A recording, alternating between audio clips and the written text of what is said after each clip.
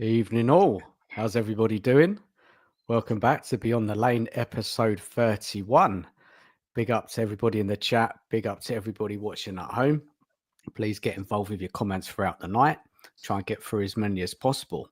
So let's welcome in the guests. Starting off to the right, Eugene S. We're going to call him tonight because we have two Eugenes on the show. How are you, man? How you doing? How was your trip to London? I'm doing good. The trip was great. My first visit to London, my first visit to the Hotspur Stadium. Not the best season, not the best game, but met some people. It was fun. It was a good experience. Had a good time. Oh, good, man. Thanks for jumping on, mate. Yeah, thanks for having me. And Eugene at the bottom right. How are you, man? Thank you for jumping on tonight. How you been? I guess it's same old, right? Nothing much just changed, right? Like it's on, and just being a Spurs fan here. What else is there to expect, right? So we're expecting a lot, hopefully. But all's good. All's good. Yeah. Cheers, buddy. Thanks for coming on. And Ian, how are you? Thank you for jumping on as well. Yeah, all good. Yeah, thanks for having me back on. Pleased to be back. All good here. Looking forward to Thursday. Yeah, you look all relaxed. Yeah, no. Some may call me a masochist, but my team's my team. Cheers, buddy. And Nige, how are you, man? How you been? I'm good, mate. I'm not going to be down on Tottenham today. I'm just going to try and think positive. Massive game Thursday.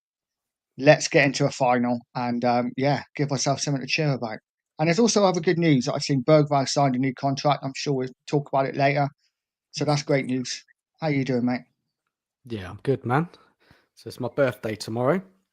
So yeah, Happy birthday to no you. work. Birthday So to yeah, you. let's have a good show tonight, guys. Now let's say some hellos to people in the chat. See how everyone's doing tonight. Let's have a look and see who's here. So we've got evening to Mark. He's put the news out there already. Lucas has put pen to paper and signed a deal until 2036. Really? 11 years? 31, I think. 31, I think. I was going to say. 5 years. Yeah, 31. 6 6-year deal. 6 years. Well, evening to you, Mark. Thank you for joining us tonight. Big up, George. Hope you're well. George. Nige is saying That smash Nige. the lights. Yeah, nice. Evening to Luke. Big up panel and chat. Hope everyone is well. Great news on Bergwijn. Evening, Gus. Hope you're good. Only Dallas Cowboys and New England Patriots being in more than Enoch FC's in the world of sport. Yet Levy's pleading poverty. Oh yeah, we'll be getting onto that. We will be. Happy birthday to me. Cheers, Luke. Southampton scored 3 and conceded 6 versus Liverpool. Spurs scored 1 and conceded 8. Shocking. Cheers, George, for the happy birthday.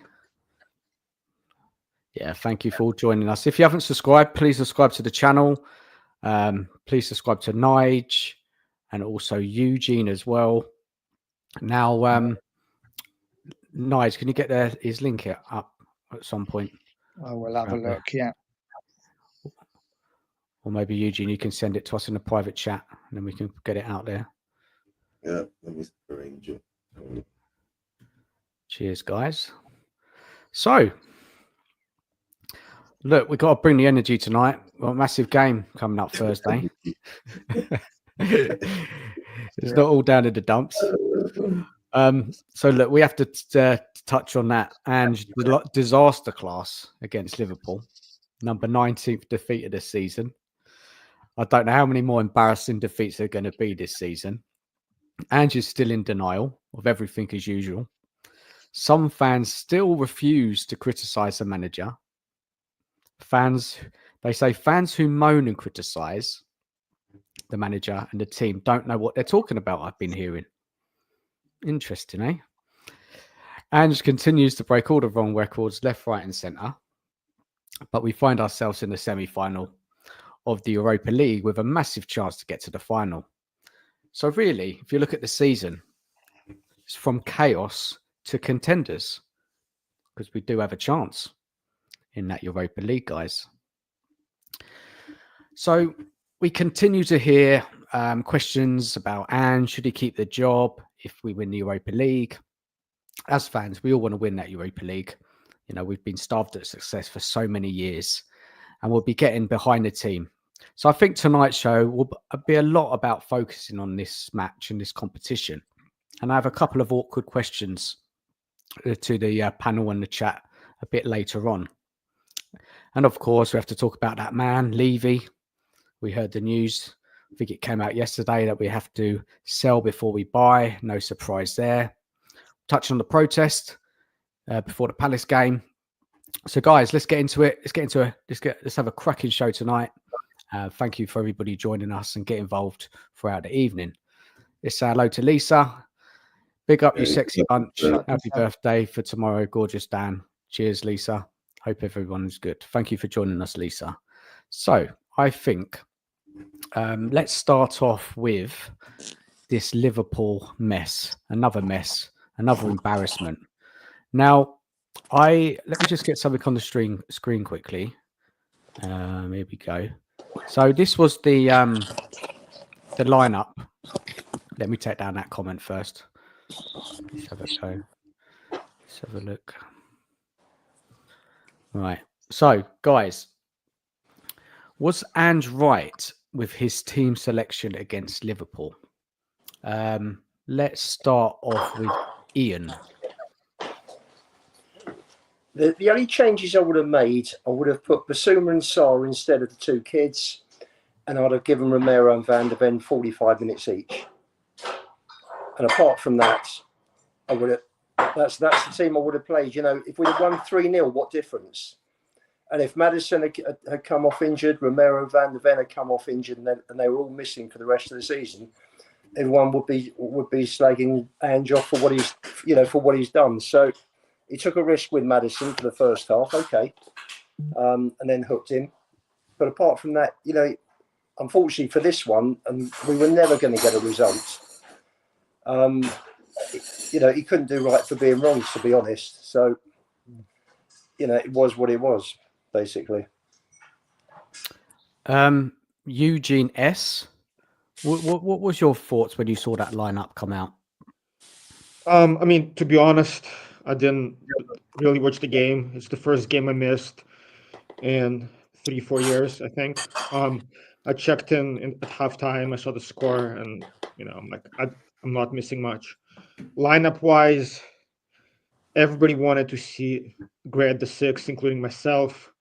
There's a lot of talk about whether this was the right game for him to be thrown into the deep end. He struggled from what I hear, but I think it's a good experience for him.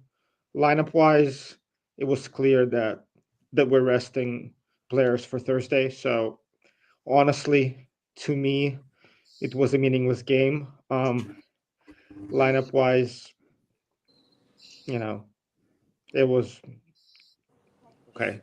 I did not want to see Romero or Van der Ven. I wanted them rested for Thursday, which Ange did. As far as everybody else, to me, you know, it didn't matter much. So you weren't too fussed, really, what you saw there. No, this I game expected didn't a mean loss. anything to you. I didn't want us to get embarrassed, which we did a bit, but I expected us to get pummeled. So, you know, no surprise there. Eugene, bottom right. What did you think of that lineup when it came out? Okay, guys, I'll just tell you the honest truth, right? Just to be the pragmatic side of it, is going to be like this, right? Ever since we won that Frankfurt game, our league matches have become preseason training, friendlies, exhibitions. I don't give a shit, right? He can test whatever he wants, right? He wants to rest whatever he wants, how he wants to play. I even predicted, right? Davis and Danso will be playing. All right. The only thing I got wrong was I was expecting Archie Gray to play on either left back or right back and see how he throws Spence around, but no. he went and put Archie right in the center of the shit show. So it is what it is. Like what Eugene was saying, you know, my counterpart Eugene was saying, embarrassment, right? So he didn't prevent that. We couldn't prevent that, right? So we don't have the capability to qualities of the players, or maybe, you know, the players were more focused of not getting injured, right? Have a good run around, and that's the kind of results we were going to get. Guys, if we'll go further down on it later. To me, didn't make much. I would rather play Richarlison over Solanke, right? Maybe put him come on later, but let's see. We know what's going on. It doesn't matter, right? The league. Guys, the mood in this room is terrible. We got to pick it up. Really got to pick it up. Nige, No, mate. wait. Okay, I'm gonna pick it up now, right, guys? Right, that was the correct move. Okay, because you know why? We are resting players, right? Letting them have a run out, right, and preparing ourselves for the semifinals. That's the only positive. No, that's all the positive I can. Yeah, only all. I can't go on. Nige, what would you make of that lineup, buddy? When you saw it? I'll be totally honest. I'm very much in the same boat as like Ange couldn't do wrong for doing right. If he had picked Romero, Van de Ven, they got injured, there would have been an outcry that why are you playing them? We need them for the semi-final. I would have played them some part in the game, maybe give them 20 minutes at the end just to keep their legs moving.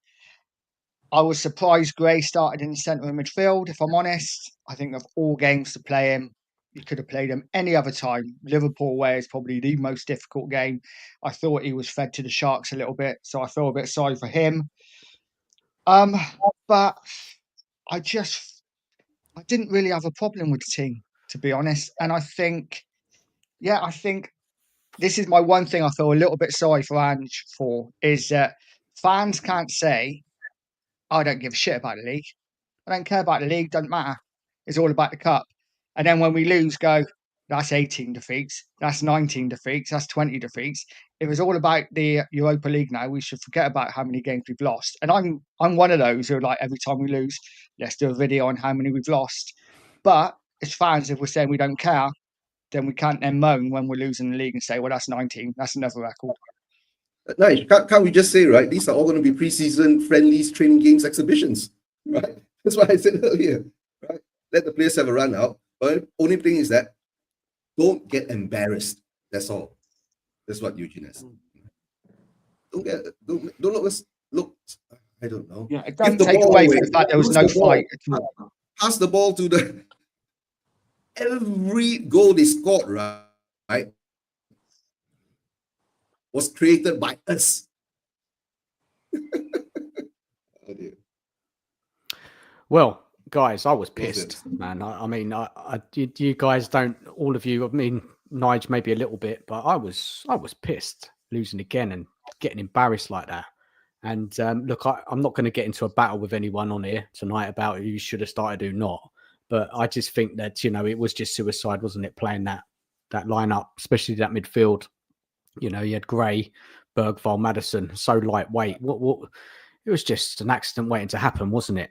Yeah. And look, I agree with Ian that he should have kind of switched the defenders up. Maybe gave Romero, Van de Ven some time in the game, because you just can't. We just didn't offer anything in that game. We didn't care. We weren't bothered. We put nothing into it.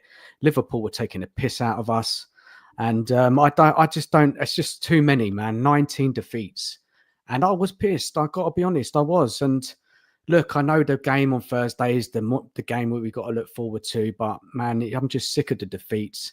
Ange said before the game we've got to put in some kind of performance, but the players didn't listen, did they? They didn't bother.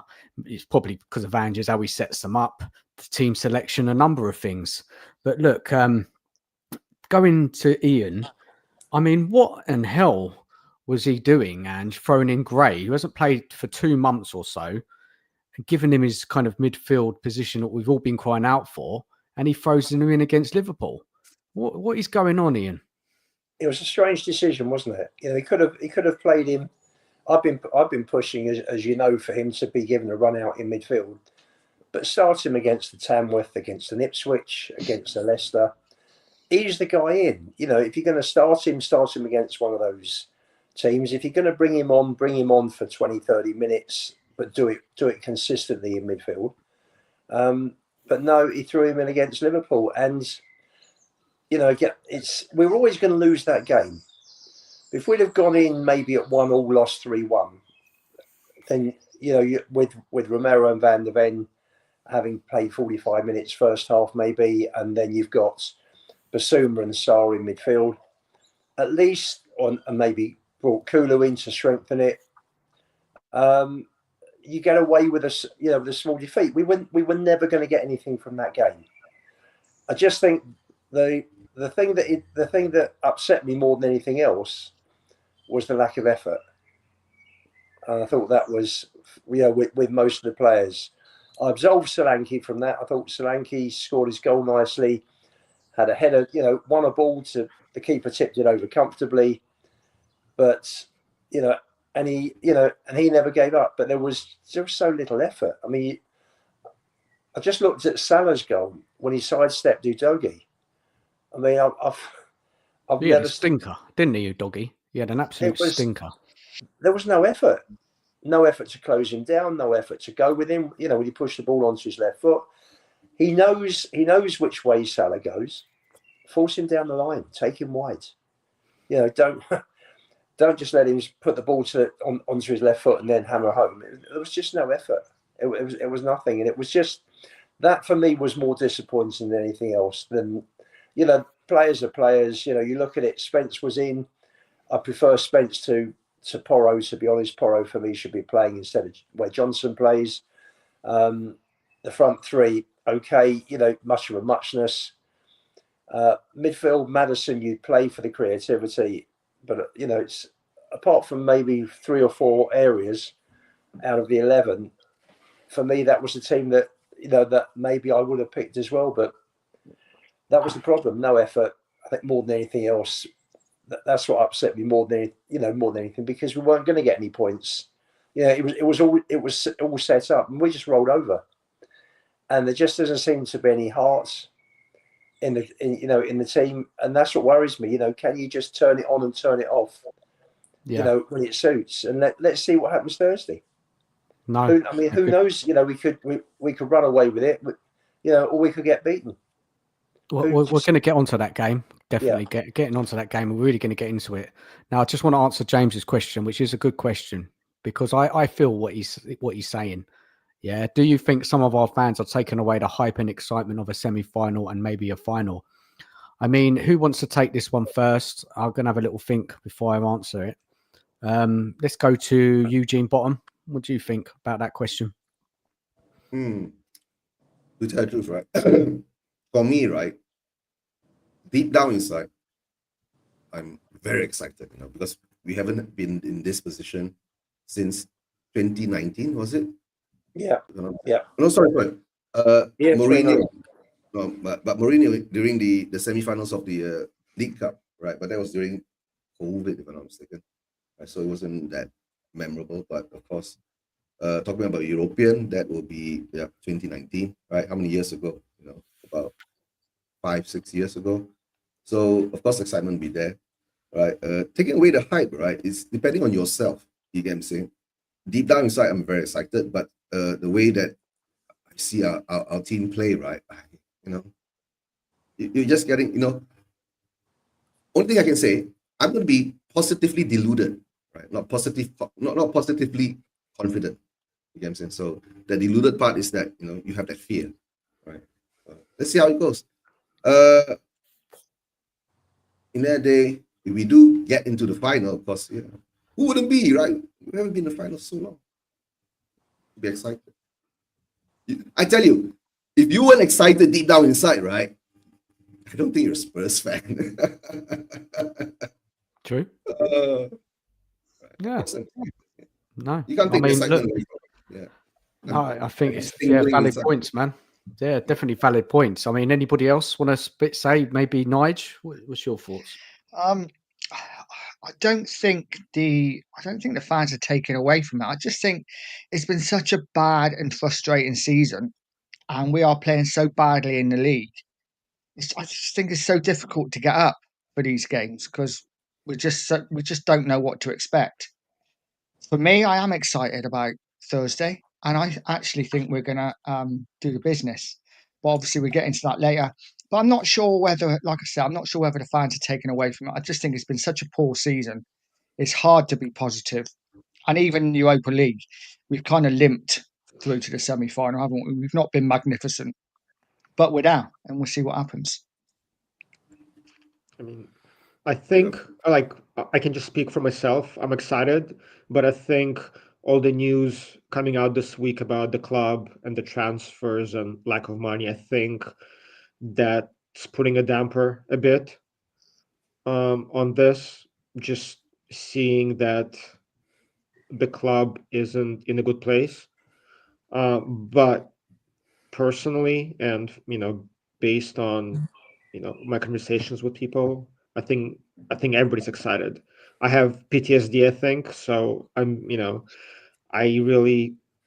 hoping for the best, but I don't expect the best. But I'm definitely excited and nervous. But again, I think all the news coming out of the club this week are putting a bit of a damper on this, for me personally. Eugene, we're all Spurs fans. We all got PTSD. Yeah. Oh dear. Ian, what's your thoughts on James's question there about the lack of excitement going into a semi-final in European competition? We're not in many in recent years, so what I kind of get where he's coming from. I understand that there's not that excitement for it. Ian, could you help us kind of explain why? It's a strange situation, isn't it? When Spurs have reached semi-finals and finals before, they've never been 16th in the table.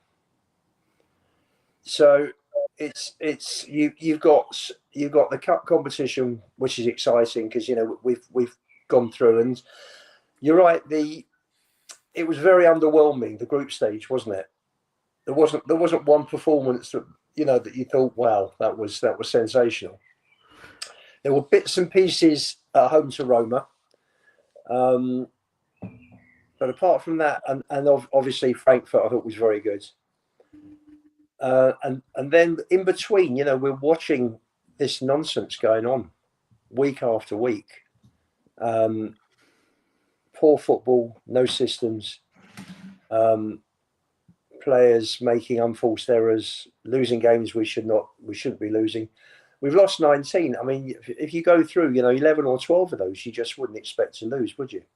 At least. So for me, it is a strange one. I do understand what James is saying. It's, you're coming off the back of league defeat after league defeats, and it's, well, what are we doing? We've lost to Wolves. Listen, we've had one win in 8 games, and that was Southampton.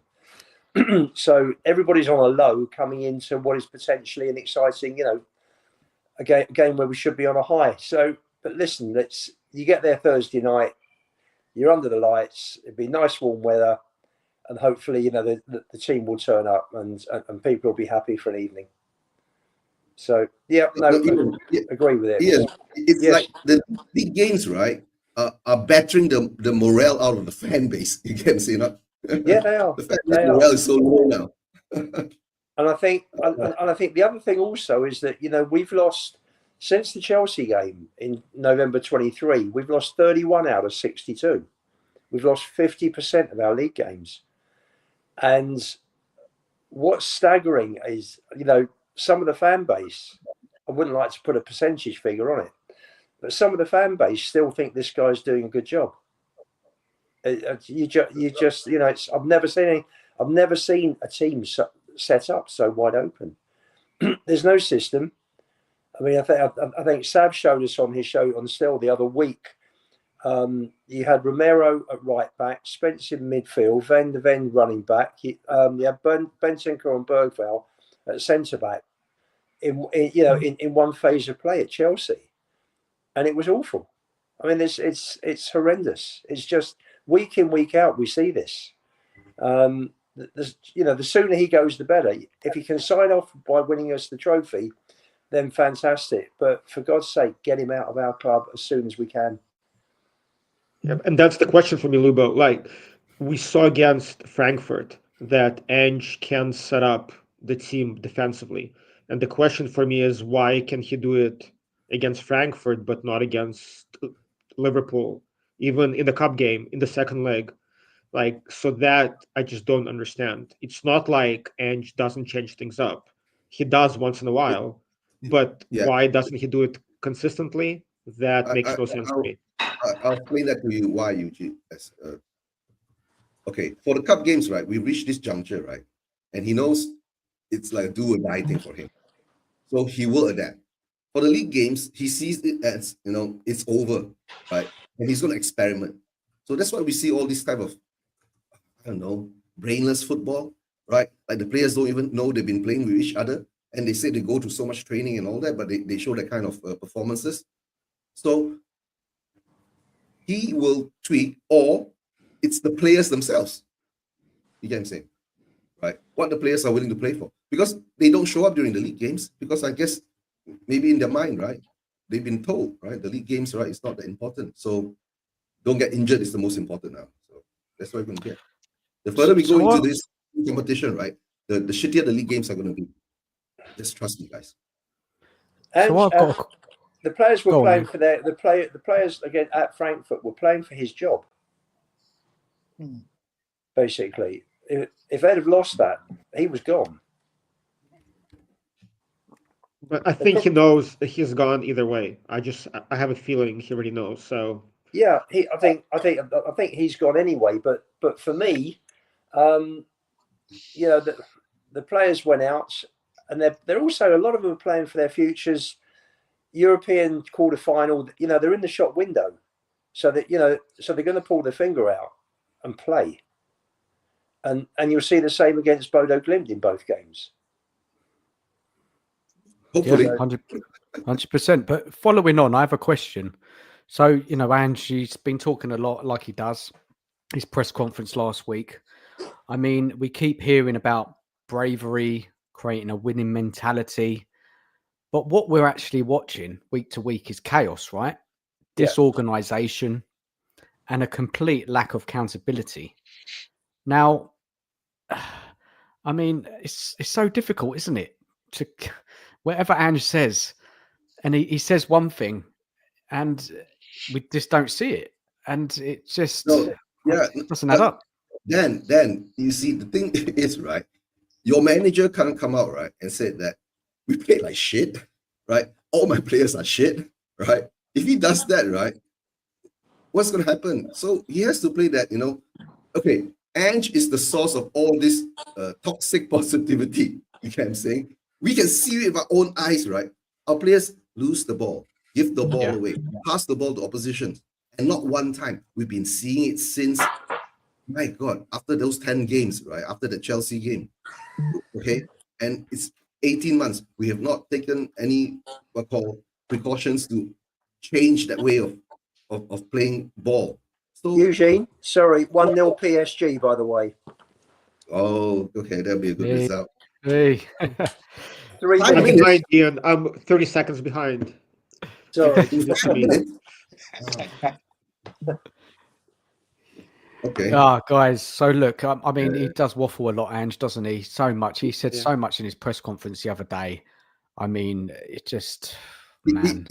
But he was saying one thing was true, right? He said our team have been outstanding. Yeah, all you guys have just been out there and it's just standing. But to be honest, like, I've been debating with people. I don't know why anybody listens to his press conferences, or honestly anybody else's. I mean, it's so awful. Like, he's never gonna tell you the truth, right? He feels like he has to protect some players. He feels like he has to protect the ownership. So especially at this point, whatever he says is just meaningless. That's why I don't put any stock in anything that's coming out of the club at this point. What's interesting is the comments coming out of the players' mouths, right? Kulu, Romero, Madison. To me, I feel like that's more interesting because that's more unfiltered, which is a bit surprising, but I feel like we can gauge a lot of what's happening in the club from those comments versus Ange just waffle. It's not a happy camp, that's for sure.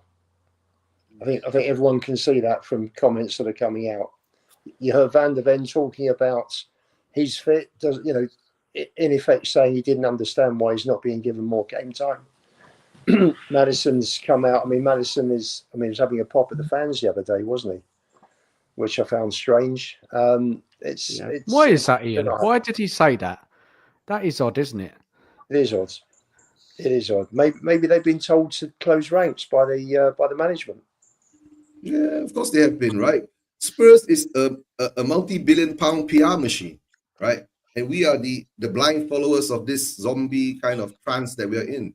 Not all of us, most of us, right? But if that's the case, Kulusevski came in and actually he had some strong words about the ownership and about the club. So even the players, I feel like, are not on the same page. Romero is talking about Spain.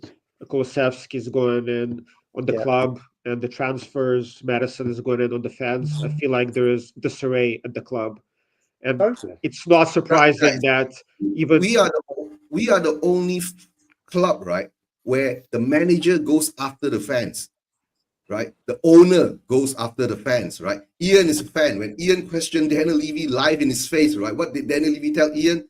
It's a privilege to be a fucking Spurs fan. Yay! But look, even forget Ange for a second. If you look at the leadership group, right? The leadership group is supposed to, lead in the dressing room. They're supposed to be the voice of the squad. And if you look at the comments of Maddison, Romero, and Kulusevski, who's not a part of the leadership group, but I feel like he is, it's shambles, right? Romero is already in Spain, and he's a vice captain. Maddison has been down, his mentality or lack thereof, and now he's going in on the fans. And it's just...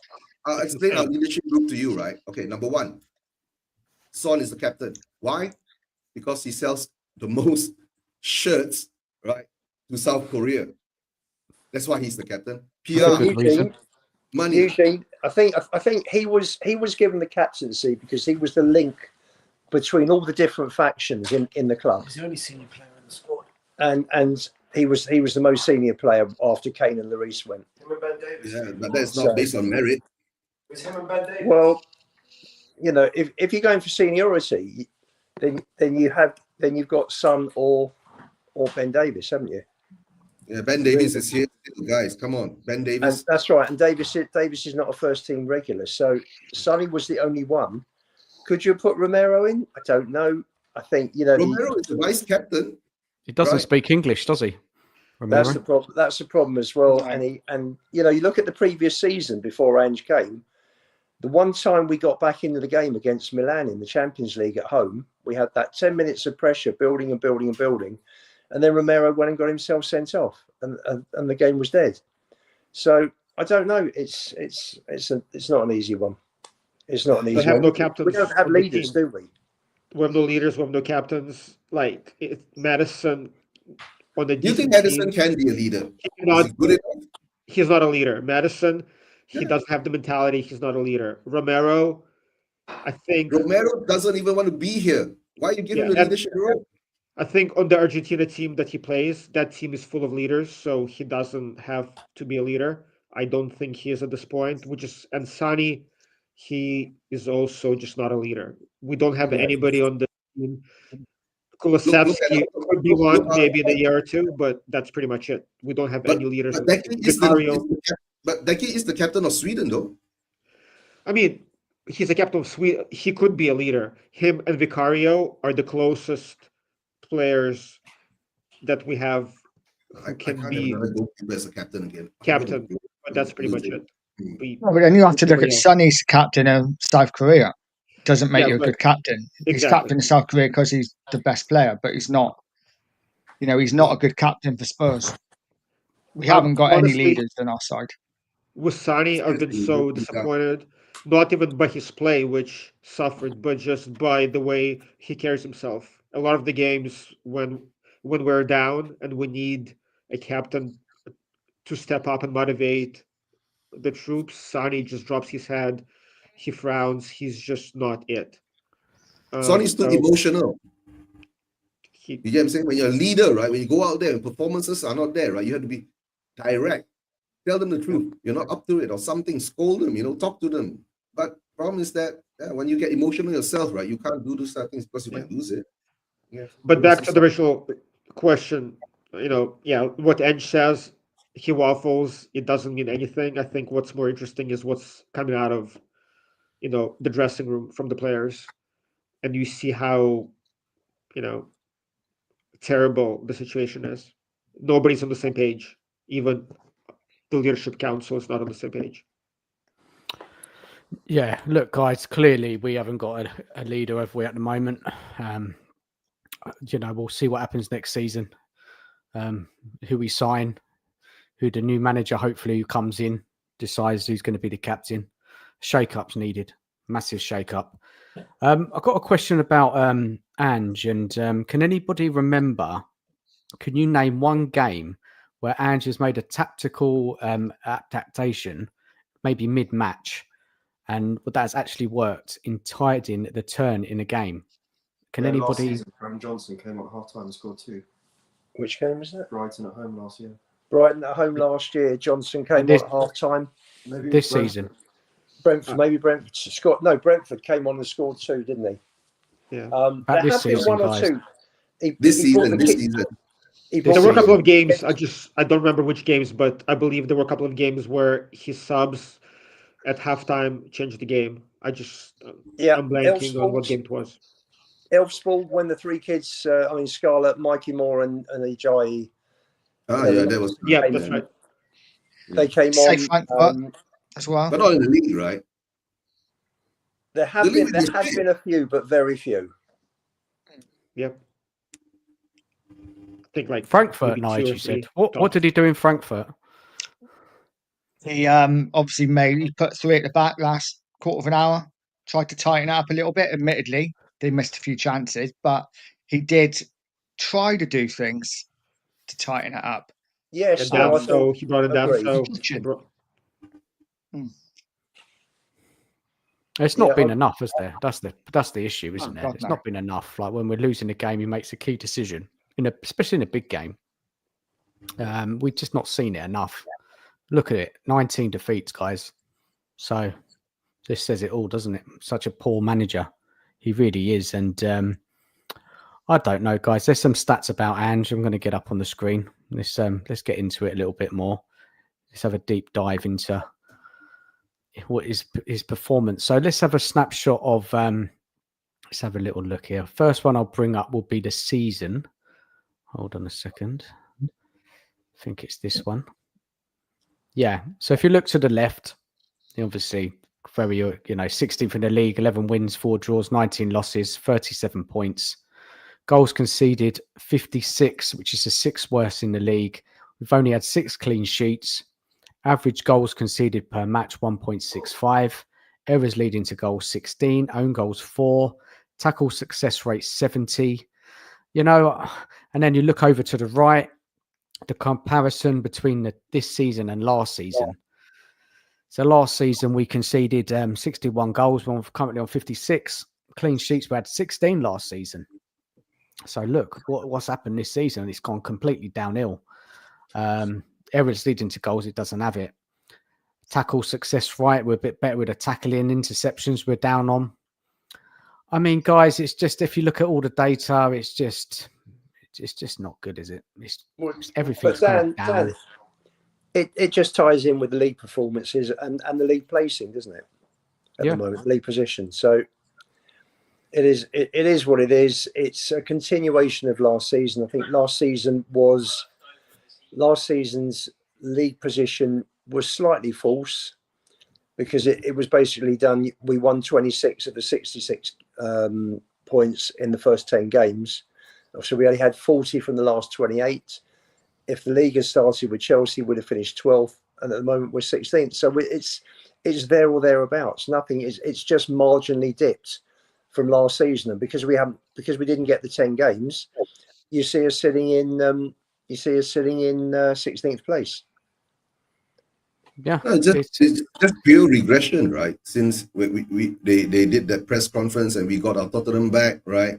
This is just pure regression step by step, right? And Yeah. I don't know, maybe is it the signs of actually the players have lost hope in this system and tactic, or I think I'm just guessing, but probably half of those losses that we lost by one goal, the players had made some shocking mistakes, individual errors. If you look at the Wolves game, the Brighton game, even Arsenal, like a lot of these games, even though we might have been tactically not up to par, but we've lost so many games just based on pure individual errors. If you look at Bissouma, Romero, it was just the players lack focus and concentration, and I'm talking about senior players, not the kids, but Trouble, Romero, Bissouma, trouble is though, and others. Eugene, if we're giving up 20 chances a game, then we're going to get punished sooner than later. This is the big thing for me. We cannot be giving up the amount of chances that we're giving up every game. yeah, So let me and give add on you to that, and add on to that, right? With those shots at us, right? All those one goal defeats, right? How many chances did the teams actually had? They just didn't take their chances. That's all, right? let me give you a controversial take. So I was having a debate with somebody I forgot on stream, and actually I looked up all our games. This season, I believe we had 20 games where we scored 0 or 1 goals. 20 games, right? So to me, and that was interesting to me. So I feel like, yes, our defensive numbers are terrible, our shape is terrible, but I feel like our main issue this season and even last season is our attack. 20 goals with or 20 games with 0 or 1 goal is inexcusable. Okay, I it's just feel not. like we cannot score goals. Our attack is not the problem. We are the third highest scorers in the Premier League, right? But It's Eugene, our those defense is goals our came against 4 problem. teams. Those I know. goals No, we no, scored four Yeah, did more. this. true. Yeah, it's true. Yeah, but I'm So I Eugene, think, saying like, again, 20 games with 0 or 1 goal. We it's not. cannot It's score 2 17. goals It's against. 17. It's 17. It's exactly half. In 17 games, we've scored 0 or 1, and the other 17 games, There you we've scored 52 goals in the other 17 games. And I think we've scored 9 in the 17 games that have been 0 or 1. And Yep. and, So that's and that our shows issue. you That's exactly. that's right. The games we're winning so. comfortably in most of them. And the games we're losing, most of them we're losing by 1 goal. And hence we're 16th Okay. with That a means plus that 9 means on the it's goal worse. difference. That means it's worse. Our So, defense is shit. It's worse because our defense is shit and our attack is shit, right? well, the attacks. Well, is the attack shit. shit? I Scored don't as know. many goals as Arsenal. It's the same as last year, Eugene. We haven't scored less than last season. We scored the same amount. We've just done it in less games. We've set the record for most defeats by 1 goal. Yeah.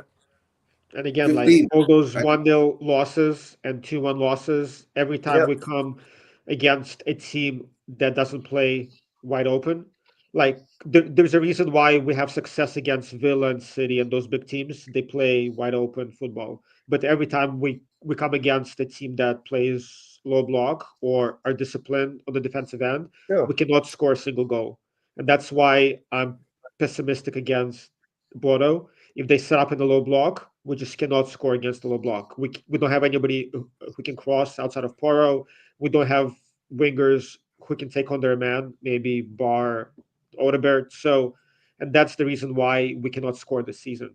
We don't have the players who can break down the low block. No, 100%. And now you've got Ange coming out now, haven't you? You've got Ange coming out with that excuse. Now we only lose by a goal. We had all the fans coming out saying it. Now Ange is coming out and saying it. It's like he's been listening. I mean, a loss is a loss, but Dan, That's why but he if you hates cannot defend, you have to score, and we cannot defend, and we cannot score. So it's a problem. That's why we're 16th. But it's interesting that you look at our results against the top half, and I think we've got 8 points from 17 games. And then you look at our results against the bottom half, and we've got 29 points from 17 games. So that shows you we are where we are. We're pretty much a mid-table side. The results against the top are particularly bad. 2 wins, 2 draws, 13 defeats. So there you have it. There you have it. You know, which is why we should be beating somebody like Bodo Glimt. But based on those figures of our record against decent teams, you know, you would expect Bilbao to be top half in the Premier League.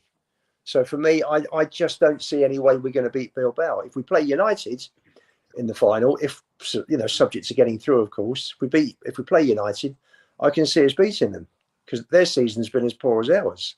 So it is literally who turns up on the night. But Ian, I think it depends on the style. If Bilbao, if they play wide open, then we have a good chance, right? But if they're tough defensively, then we're going to struggle. I think it just depends on the style of the opponent. It just depends on how they set up. They've got 2 very good wingers, haven't they? And if they play balls into space, you know, that's where we're wide open. Yep. Especially if Boro plays instead of Spence. Yeah. I've got one more bit of data I want to get up about Ange before we move on to that Europa League. Managers comparison.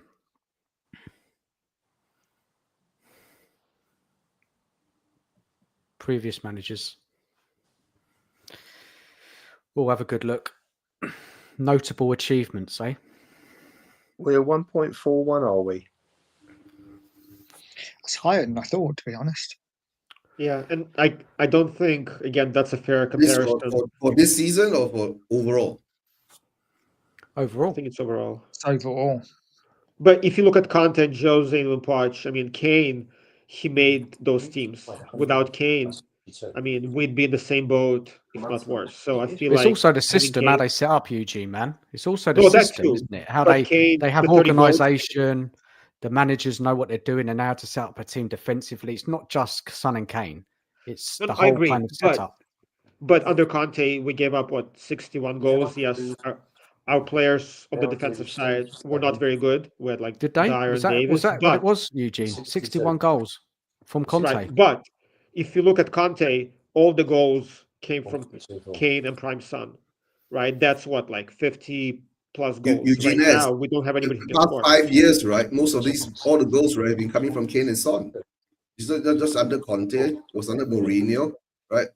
Nuno, Harry Kane took a leave of absence, right? So then I guarantee if we had Kane right now, we wouldn't be in 17th, right?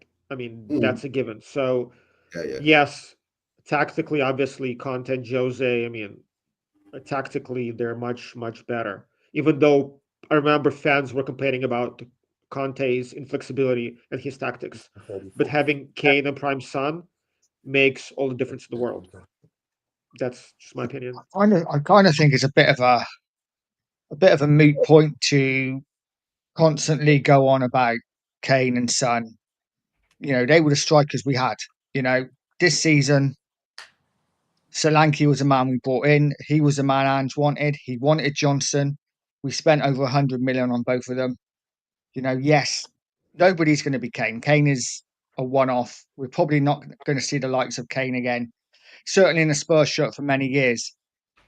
But we can only play with what we got. And Ange wanted these players in, and they haven't performed for them.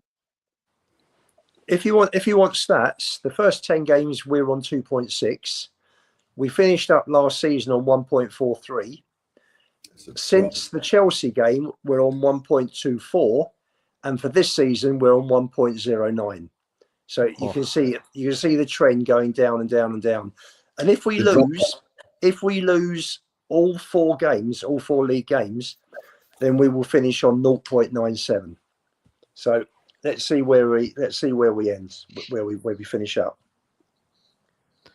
So we're just dropping and dropping. So for me, guys, he's buckle gone. up for a relegation battle next season. Based on that, definitely. Listen, if we're 30, and the other thing also is that last year, after 10 games, we were 2 points clear. After 38 games, we were 25 points behind. We're 25 points behind Man City. Already with 4 games to go, we are 45 points now behind the top team. So Wow. it's gone from 25 to 45, and he'll probably end up near a 50. So, so that shows you how much we're regressing in terms of how far off the top we are. He's dead man walking, Ange. He Come is, on, isn't it? everybody. He's gone. Man, He's gone. He's gone. Yeah, he's gone. He's gone. He's He's gone. definitely gone. Not if he wins the Europa League, right? Now, I've got a question about that later. He's But gone. look, Archer says the defeats have got heavier lately. 4-2 Wolves, 5-1 Liverpool. He's got a point. You know, The players just gave up. Themselves for Europe. They just don't care. that's not on though, is it? To Really completely bad. give up. Dan, this is all to do with saving themselves for the Europa. Yeah, I get that. But 4-2 to Wolves, eh? 4-2. But if you look at those 4 goals, those were some shocking. Like every goal came from a shocking individual mistake. They were. And that's a lot of our games come down to, like I said, mistakes from senior players. Romero himself cost us maybe 4 games this season. 4 But mistakes, wasn't it, that game? Yeah, and Bissouma cost us Chelsea game, and I forgot which one, like 2 or 3 games. So yes, the tactics are a huge issue, and just stubbornness is a huge issue. But senior players who should know better cost us a lot of games this season too. So I think it just goes both ways. Yeah. Okay, let's move on from Ange for a minute. Let's go to the big game on Thursday, right? Let's start off with that game. So where do we start? Let's go around the panel and go through each. What do you want to see on Thursday? Let's start off with Nige. What do you want to see on this game on Thursday, Nige? And maybe we can bring up the potential lineup as well, and see if you like what you see, or if you'd play anyone different as well. So let me bring that up while you talk about it. Okay, what I want to see a performance. This is it. Our season rests on this. This is a team. I wouldn't go a lot different, to be honest. Maybe Spence for Udogi. Yeah, maybe Odebear for Tau. I don't know. Yeah, but that's pretty much the side I would go with, I think. And I'm expecting a performance. This is it. Our season rests on Thursday night. Forget about the second leg for a while. If we don't put it in on Thursday, then the second leg's immaterial. We need to win, and we need to win well. And I think, in all fairness, I think we will. I'm confident about Thursday night. Do you have any concerns, Nige? Not really. No, I've not seen a lot of Buddha or whatever they're called, but I think they've got quite a few players out. So this is a chance now for us to put a marker down, get the tie done early, and then not have to worry too much. I mean, we're Spurs fans; we could be 5-0 up and still worry, but get the game done in the first leg. Yeah, it's all about Thursday night for me. We do it, we get the business done, and then we don't have to worry too much about the second leg. But it's going to be tough. Obviously, they're a good side. So this game, right, guys? They've got suspensions, injuries, right? They don't travel that well. Okay, now look at that I've brought up here. All these players they're missing, yeah, and how it's going to impact on their team. I mean, we're not going to have a better chance to get a good win here in this semi-final. I mean, of all teams we've been drawn, I know we got to pay this team respect. They've done very well to get to the semi-finals, but look at, they're missing key players. They're playing away from home. We're Tottenham Hotspur. Yeah, I know we're not good. We're not a good team, but we have seen on our day we can beat good teams and we can pull out a result. Now we're not going to get a better opportunity on Thursday, especially with the conditions that what I've just put up there. Dan, can I just say there's been a lot of talk about how good they are and how many teams they beat. And yes, they beat Lazio over 2 legs.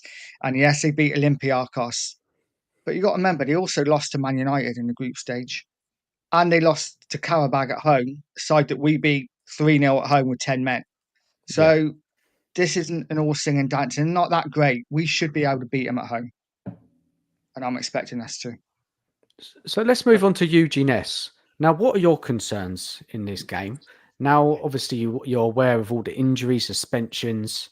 They don't travel well, like I said. What are your concerns about Spurs on this Thursday game? Yeah, I mean, as I said earlier, I'm just having flashbacks of Tamworth, Mora, Pacos de Ferreira. We lost some games that we had no business losing.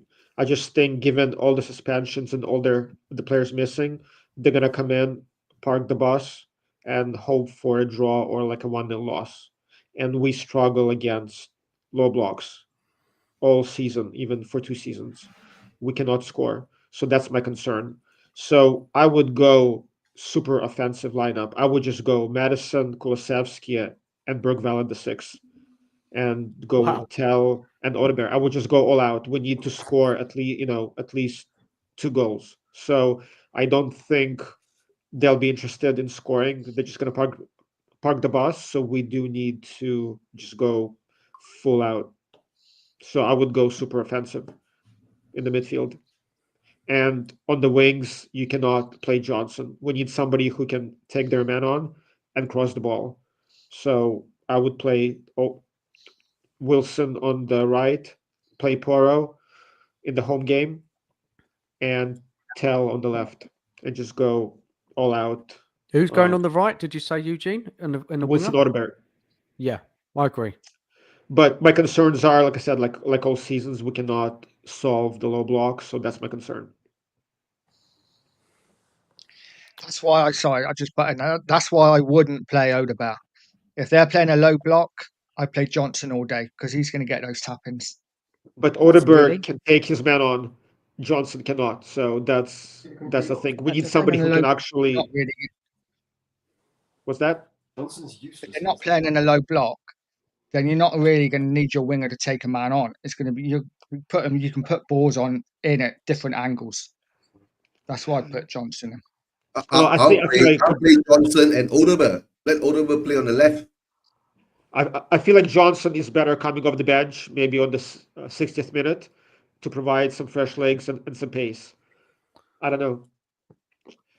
Either way, I think our options are not great. So it's kind of a Johnson, Odegaard. I don't know. I'd be playing Spence at right back and Porro right wing, because Porro can put a lovely ball in. Yeah, but unfortunately, Ange is not going to do that. I know he's not going to do that. It's it's screaming out for that, unfortunately, but he's just not going to do it.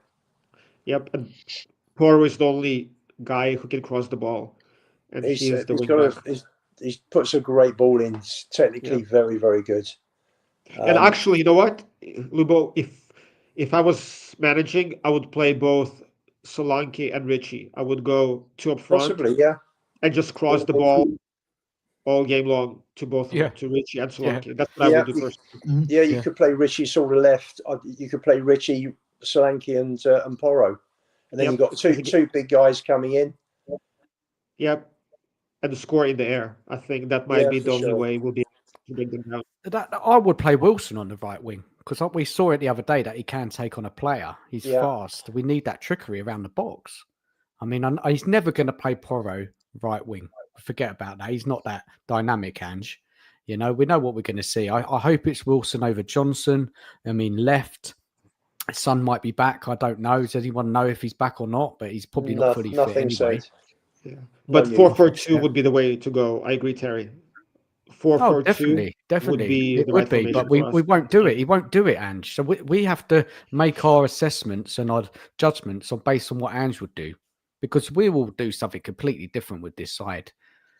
So based on what Ange would do and the options there, that's what we got to think about. I think you're right with your back four there, Dan. I can't see him playing Spence. He seems to like this back four. Bentancur, Bergvall and Madison are your three in midfield.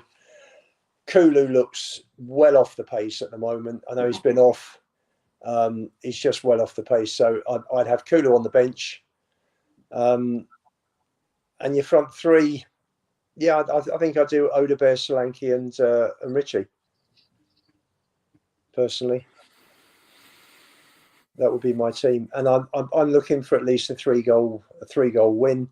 They have lost 6 first team players, and are they going to have a massive? Are they going to have a strength in depth? there can't be that much money in Norwegian football. Where you've got two top players in every position. They haven't, Ian. They definitely haven't. So for me, Thursday is a brilliant opportunity to rack up some goals and take at least, for me, I'll be disappointed if we don't get a 3-goal lead. And that's no disrespect for them, but they've had the heart of their team ripped out. So, if they didn't, then for me, it'd be a tight game.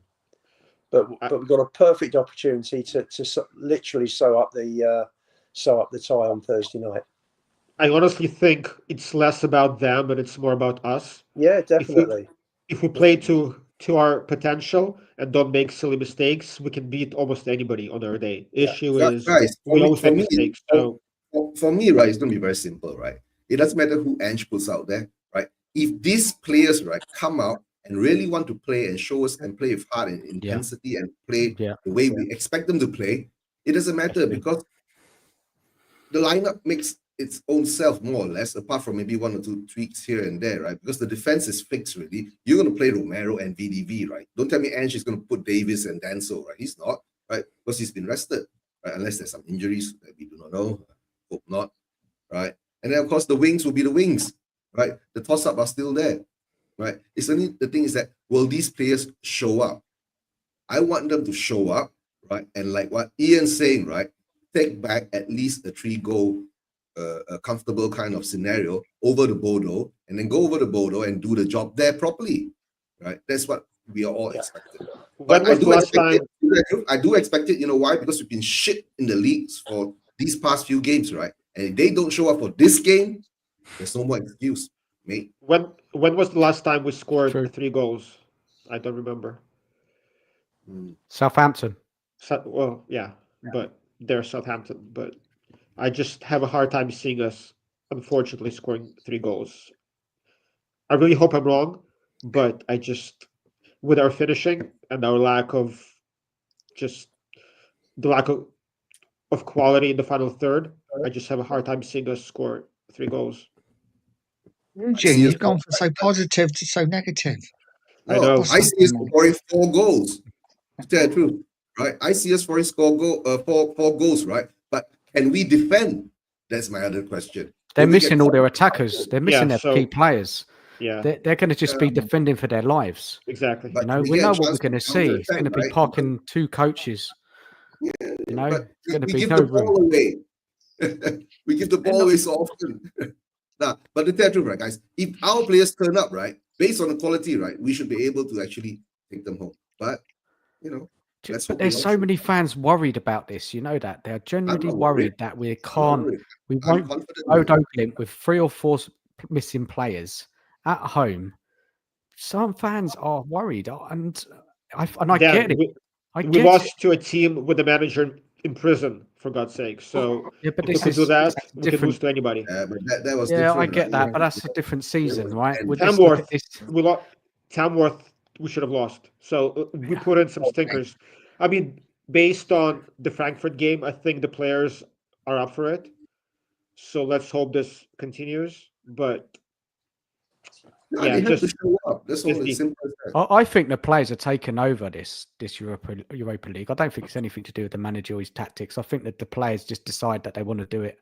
I mean, the Frankfurt, I think the tactics were up to Ange. Like, I don't think the players would decide to go low block and defend. I think Ange gave him those instructions, which shows me he can adapt. He doesn't say that though, Eugene. In his press conference, he doesn't turn around and say, "Look, we changed it today. We adapted." He never admits it, does he? Yeah, well, because if he does admit it, that would mean he doesn't adapt in other games. So it's a joke, man. The thing with Ange, right? He's something like we call he's infallible against when it comes to football. So you can't question him, right? He's been in that job for 26 years, right? So he knows what's the best for Tottenham.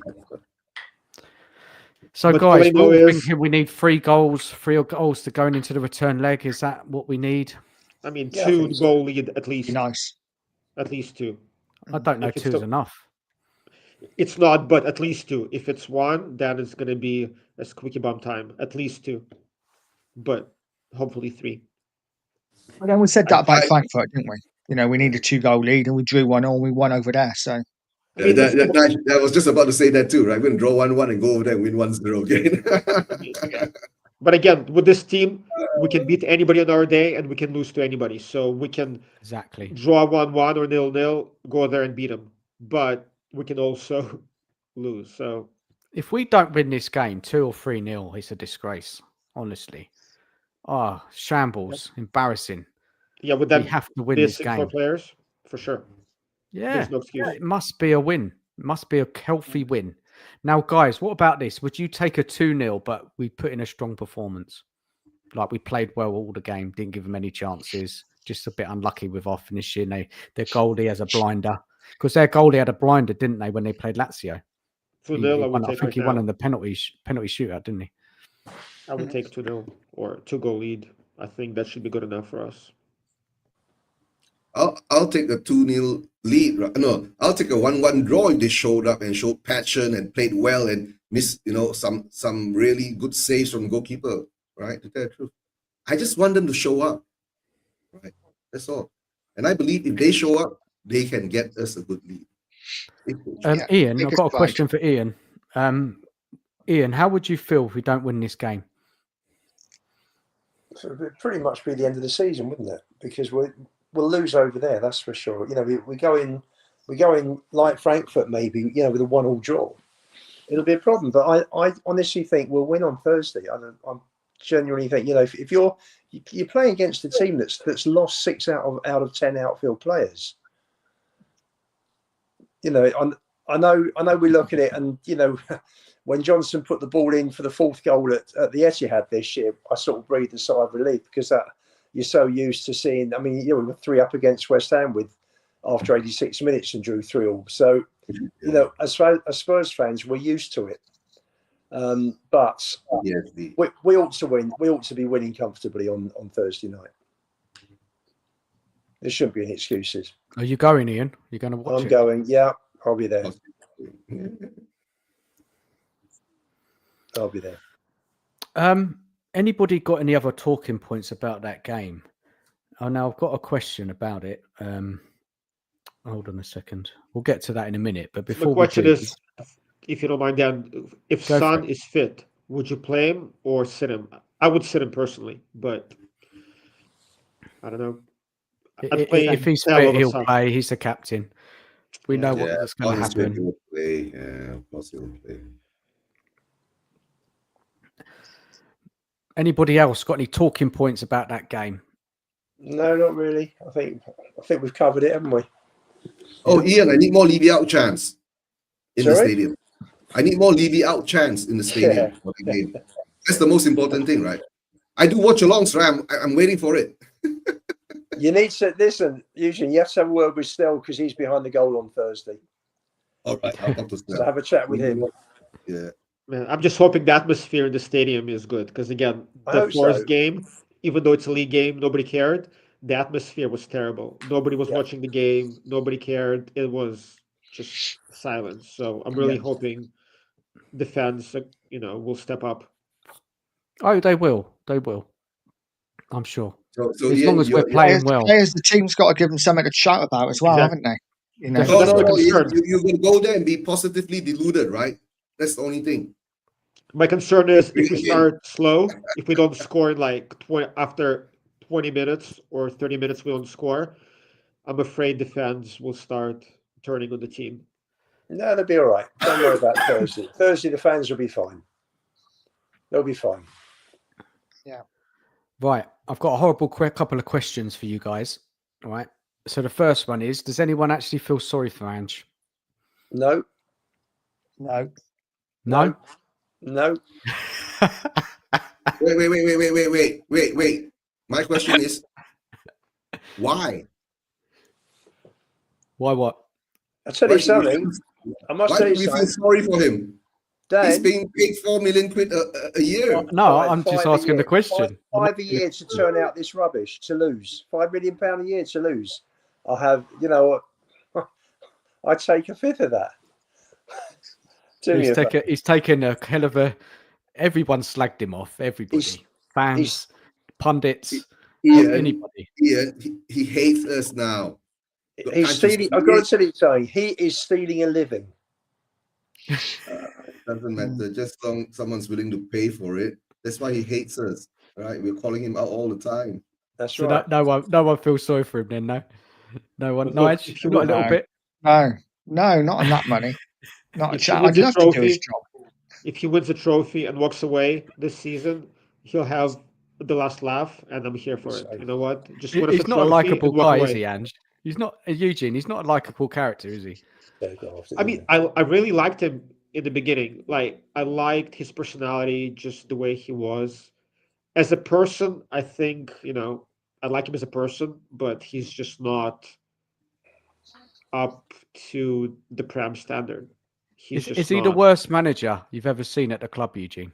I mean, I haven't been following the club for a long time, just 15 years, but out of, all the managers that I've seen, obviously, he's definitely. Guys, I tell you, right? After that first 10 games when he gave me hope, and when it came up the PR stunt, we got our Tottenham back, I knew it. It was all a con job, right? Although So it is what it is, right? And like what Ian's saying, going through the stats, we've been regressing, by how many percent per season, right? We've got 2 seasons. So if we're going to stick with him for one more season, right, we're going to get relegated. But if he wins the Europa League, right, I'll give him 6 more months to see whether he learns, he Why? adapts. no, Why? Right. I'll Why give nothing it- is going to change Eugene. No, Why Yeah, would you I'll give him? question Why mark. would you give him? I'm going to give it to him because I'm a Why? compassionate man. No, do me a favour. Oh, you guys got no compassion? He's Compassionate. won the trophy. This right? is A professional. trophy Okay. He's won the Eugene, this is trophy. professional sports. This isn't fun and games. This is professional sport. The Ian, guy if has this let was us a down professional badly. club, right? Daniel Levy, right? The fans would have fucking hounded him out long time ago. We are not. look, there's no point in half measures. If they keep him, they should keep him. If otherwise, they should sack him. There's Like no I said, point I'll of give giving him him 6 10 more games or 6 months. I'll He's give not him going to 6 more change. months, right? And If it's not even. change, right? I So can tell sack you, him. right? If he wins, if he loses the first 10 games, right, we sack him. Look, he's going to No, win no, a no. trophy. We- He's You going wanna to become a watch this- legend and walk away. That's it. You want to watch this garbage week after week after week? No, I don't want to. Ian, I do watch along for it. I'm suffering every game I'm going through. I don't want to fucking watch this. But The I'm point just saying, is- if he wins it, right, based on this is my opinion, based on compassion, I'll give him 6 more months. If he screws up, he loses the first 10 games, right? Sack him. But First look, 3 games. Then sack we're him. wasting another transfer window on Ange Postecoglou. We cannot do that. We have been Regardless. we've been wasting our transfer windows for the past how many years now? Makes no difference. Absolutely, but then, but still. Understand what I'm saying? It makes no difference. We are Spurs fans. We must No, it understand. makes difference. I'm in Malaysia. I'll tell you my story, right? Why did I blow up when Levy came and said we got our Tottenham back? Right? Because I don't want this same fucking Tottenham again. We win nothing. We have not won the league in 60 over years, right? When Enoch came in, right? When he took over from Alan Sugar, right? I thought that was the catalyst. Enoch will change us, right? Instead of being a cup winning team, to a league winning team, right? It's been 25 years. We are nowhere closer. We are 16th now, right? This is created the awareness and the awakening of Levy out. Think about it. It should have been long ago. Yeah, it should have been. He should It have should have gone long ago. 1 trophy in 24 years for this club is an absolute disgrace. On top of that, there's no policy, there's no strategy, there's nothing. There's no planning. Ian, when They that knew- ball they knew Kane- Ian, Hang when on, that hang on, ball they knew Kane was going to go. One at a Nothing. time, There's guys. nothing in One at a place. time. Yeah, Ian, when that ball CUNT, right, called you out and said that it was a privilege Well, to be a listen, we know Spurs what he's fan, like.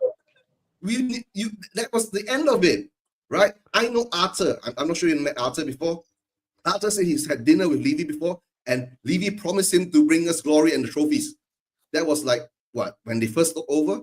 And he lies, and he lies. Then he brings in this manager, right, that adds on to this more lies. I just want a truthful club. That's all. Just Tell get me him the out. truth, like Mike Ashley. Simple as that, right? Just get this guy out. We have to get him out. Just get him I've been out. doing this Just 5 get years. him out. Regardless. His idea Levy or of Ange? players, his idea of players Both. is appalling. It's absolutely appalling. Both of them, right? Both. Get them all out. All of them. Right. Yeah, all of them. All of them. Now look at this question, guys, and answer it. Nige, you go first, buddy. Would win Europa League not represent a kind of tangible progress? No. I know this question because obviously I watched Tottenham away last night and I saw Stout talking about it. But yeah, no, I get it. I get that Levy would be like, well, it's working, you know. I've lowered the wage bill and we've won a trophy. But for me, no, we're not progressing at all. Our league form says that. You know, league is the bread and butter at the end of the day. And that's where we need to be finishing as high as we can. Yes, the Europa League was fantastic if we win it. But there is no progress from winning the Europa League. Just like there'd be no progress from winning. How many League Cups have we won in the past? And then the next season we've been just as awful. Look, Yeah. I don't want to be another Leicester, right? So imagine, let's say, if Jose would have stayed and won that cup, or even if we would have beaten Liverpool in the final, that would be amazing. But we'd still end up in the same situation where we are right now. So it's not about a single trophy. It's about a club being in position to compete for big trophies year in and year out for a long time. Yeah. So even if we win this cup, for the fans, that'd be amazing. But for the club itself, we're still not in position to compete with the big boys long term. And I want to see us be, again, we can banter Arsenal for finishing second, but they're in position to compete year in and year out. And that's where I want us to be. And even if we win this trophy, we're still not in that position. So that's my issue. It's not about any individual season or any individual trophy. It's about next 5-10 years and where this club is compared to everybody else in the league. And we cannot compete. That's the problem for me. That's why, Eugene, that's why I'm saying, right? When they came and said we got our Tottenham back, I lost it. I saw the con straight from there. You can see now. I've been saying this for so long. Ange has been brought in as a distraction and a deflection for Levy. It's a simple thing, right? Because he's got so many projects going on, right? He needs money. He's taking money from everybody that he can get from sponsors, right? Just to put the name on there for £1 million, £2 million. He's crunching here and there. There is a problem with the club, with the finances, right? Because our books have been in the red for the past 5 years now, Ian, if I'm not mistaken. It's right? all, listen, it's just accounting. It's just playing with figures No, for tax. It's just accounting, Eugene, figures, tax and all that, right? Our Why are we cutting our wages? Our operating profit is for the last 2 years is 282 million. It doesn't matter. He's written off. When you got debt of like what, £800 million? They're writing down the assets in order to go into the red in terms of tax, so he doesn't have to pay tax. I understand that. Yeah, you're playing with the books, right? All the rich people do it, right? And football is the best because you can. Usually, not just rich people. All companies do it. All companies. I do it. I fell miserably. If we don't win this cup and don't get into Champions League and don't get this money, we'll be in trouble. Like in the past, the only reason why we're part of Big Six, because other teams like there was Villa, Newcastle, they were struggling, so we were Big Six by default.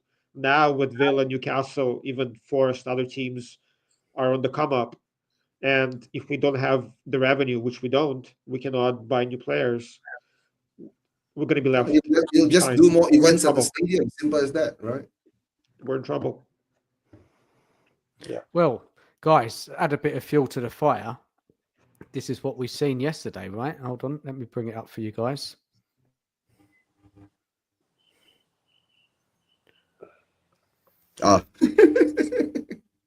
Yeah. And why is this coming out right now? It's just preparing us mentally that we ain't gonna buy next season, next summer transfer window. That's all, right? Even if we make the Champions League, if we win Europa. Probably, but don't forget, right? You don't get your Champions League money until the next season. You need to get Europa Cup money this season, so it won't be that much either. I mean, we'll sell Romero, we'll sell Richarlison, we'll sell Bissouma, but even that's not enough for us to bring in Sell Son, top players. Son is not going to go. He's not. sell Son. Unfortunately. If I I'll sell Son, sell I would, Son, but Bissouma, we're not going to sell him. Richie. Who else? Sell Brenda, right? Bissouma. Sell Becky. Why not? Sell them all. Well, Sell them. I would sell them all except Bergval and Archie Gray and maybe Vicario. And maybe Kulu. Yeah. Everybody else can go. And maybe VDB. Guys, is there truth in this? I mean, Ian, you obviously saw this. What's your thoughts on it? There's been a lot of discussion, isn't there, online about it? It's a giant con. For me, it's just a massive con. They got Why money. put it out there now? Why? Shocking. What is Ian, the it's aim? not on, Ian. It's just preparing us, right? When they don't spend the money, right? He'll just say, "I told you so." Eugene, it's 2 days before a European semi-final. You don't bring out stuff like that. You just don't. Levy does Exactly. things like that. Is doesn't this care. what Ange is talking Doesn't about in his care. press conference the other day when everybody's out to get Spurs? Is this what he's pointing about? What do you mean by everybody's out to get Spurs? That's Yeah, what the he said, PR didn't makes he? no sense. It's like when Romero was talking about Spain right before the European game, and now this is coming out right before this So game. basically, Just the club makes is no poking the sense. fans. Well, I this just is think what I'm our asking. PR Ange said something the other day. The timing is Our terrible. whoever's running PR in Tottenham must be gooners. Oh, Oh, for that's sure. Donna Cullen. We all know that, right? For sure. Yeah. But it's just stuff coming out, right? When we don't need to hear it before like Ian said, before the semi-final. I mean, is there an agenda? And that's No, why I said that my Levy excitement trying to encourage for the all game is season ticket holders to pay their dues. like that killed my excitement a bit for the game because I know even if we win, next season is going to be rough. Nah, That's- the excitement for the game will come when you're sitting in front of your screen, right? And when that music plays and when they're all lined up in the stadium, right? That's when the excitement will come. Don't worry. Yeah. Didn't Levy say something else the other day as well, didn't he? He said, what did he say? Like about a month ago, he said something as well, which caused a stir just before the financial report. protest. About Anyone remember what he said? The club's got to be run in a sustainable way. Oh That's yeah, sustainability. Who's feeding all this stuff out? You know, this is harmful.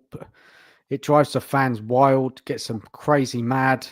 He It's all doesn't we care need about after the a fans, shit Dan. season. Dan, he doesn't care about the fans. Who, Levy? Yeah, couldn't give a shit. No, he doesn't. I Does agree. not care. Doesn't care. Excuse my French. Just No, doesn't that care. he cares about all us content creators, right? So when he puts out a controversial statement out there, right, we all Doesn't go care. on. Doesn't read the room. Usually doesn't read the room. Has never read the room because he doesn't care, right? He hasn't cared for a long time. That's all. He's not a people person. Just doesn't care. But is he the one to actually come out with this? Like he has the whole PR team, Donna Cullen. He has people around him whose job it is to do PR to manage expectations. Are they all incompetent? Like it makes no sense to me. Like it's up to No, him. they don't care. They follow his instructions. He's the boss, right? He says goes, everything goes. That's right. Yeah, but the boss is supposed to hire people who can do their jobs well. So yes, They he's are doing their responsible. job. That's the job that he wants done. Don't you Yeah. get it? It's incompetence from PR to medical team to Oh, the medical team is image, incompetent. Yeah, that to one I'll recruitment. agree with you. everything Yeah. is shambles. Recruitment is, I don't know. So as I was saying, next season, if we don't win this cup, we're not gonna have any money. We're gonna have one game a week. Yeah. Romero is gone. I'm sure we're gonna lose other players. Yeah. We won't be able to bring anybody else back. We'll be behind 7-8 teams easily. But nobody believes Ange is going to be here, do they? And on this panel, people in the chat, No way. nobody believes Ange is going to survive, No. even if we win the Europa. No. I think he'll be here if we win the Europa. You think? Yeah. No. You know why? How? because Daniel Levy can't sack him then. Of course he Guys, can. listen That to would be me, a right? huge mistake. The logic is there, right? 4 years ago, Look at- 5 years ago. Listen, right? 4 years to 5 years ago, right? The Levy out movement was a minuscule minority, right?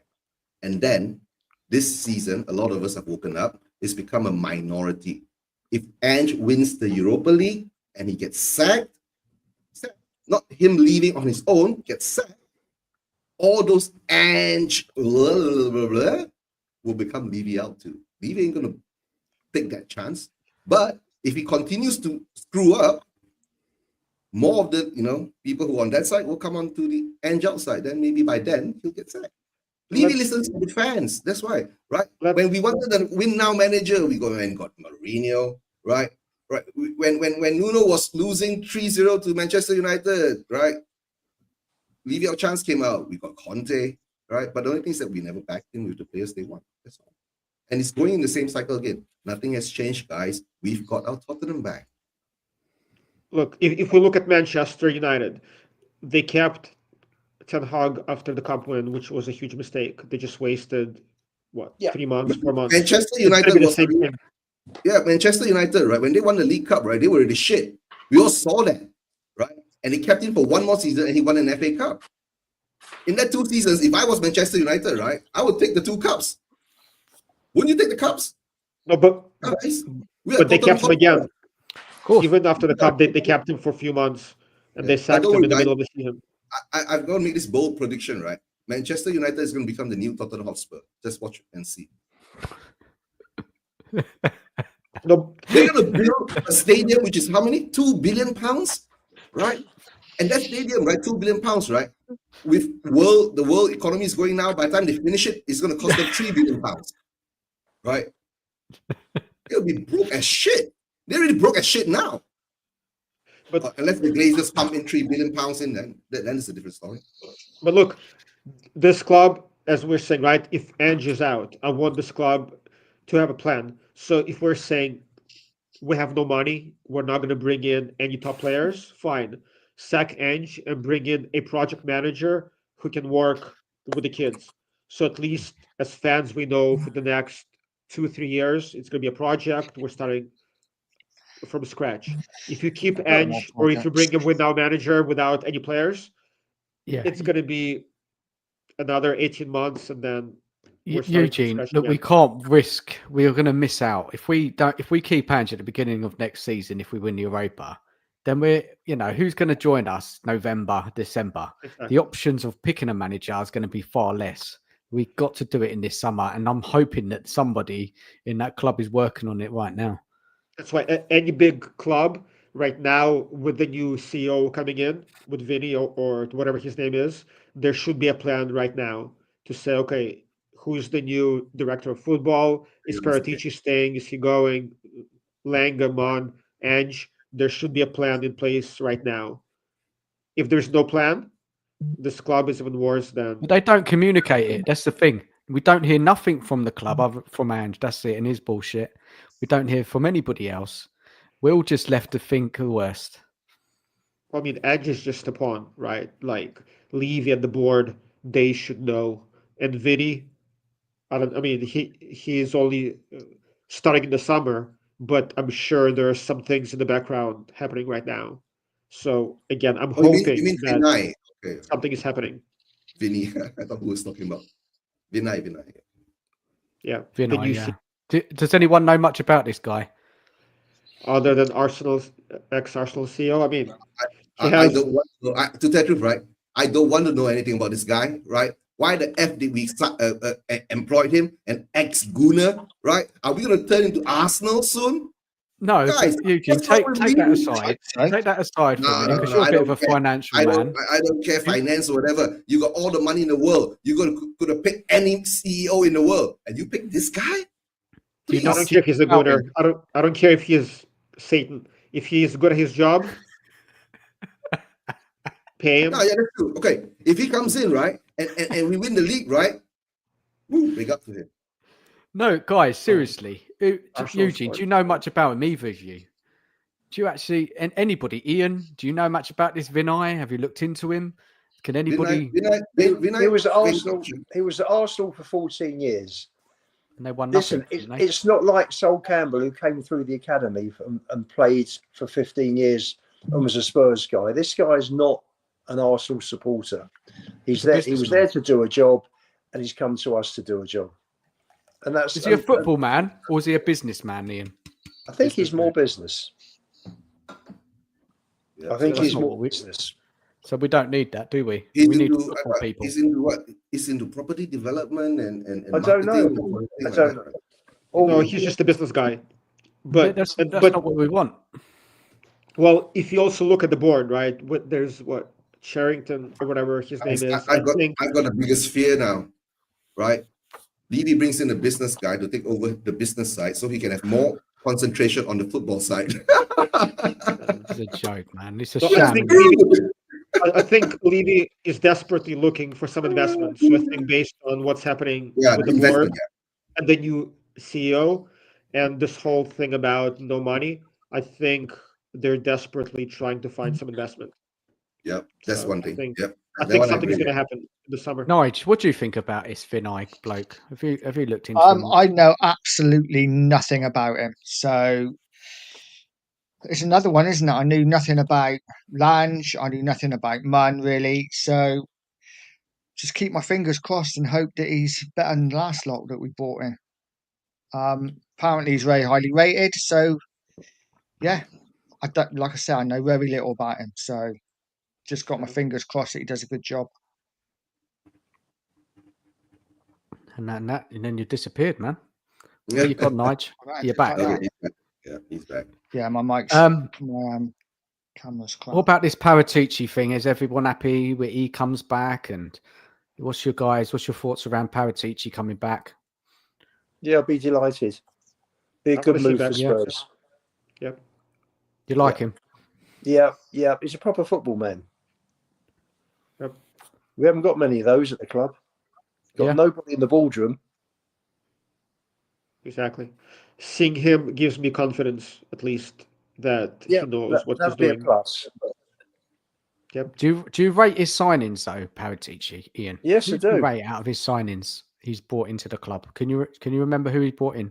Well, if you look at them, he brought in Romero, who I thought did a decent job for 2 years before Ange. He brought in Vicario, 17 million. Udogi, who Ange has absolutely killed as a player.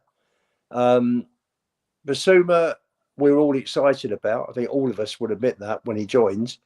Benson, Kur and Kulusevski were great buys and actually helped transform the team in the second half of the season in Conte's first year when he took us from 9th to 4th.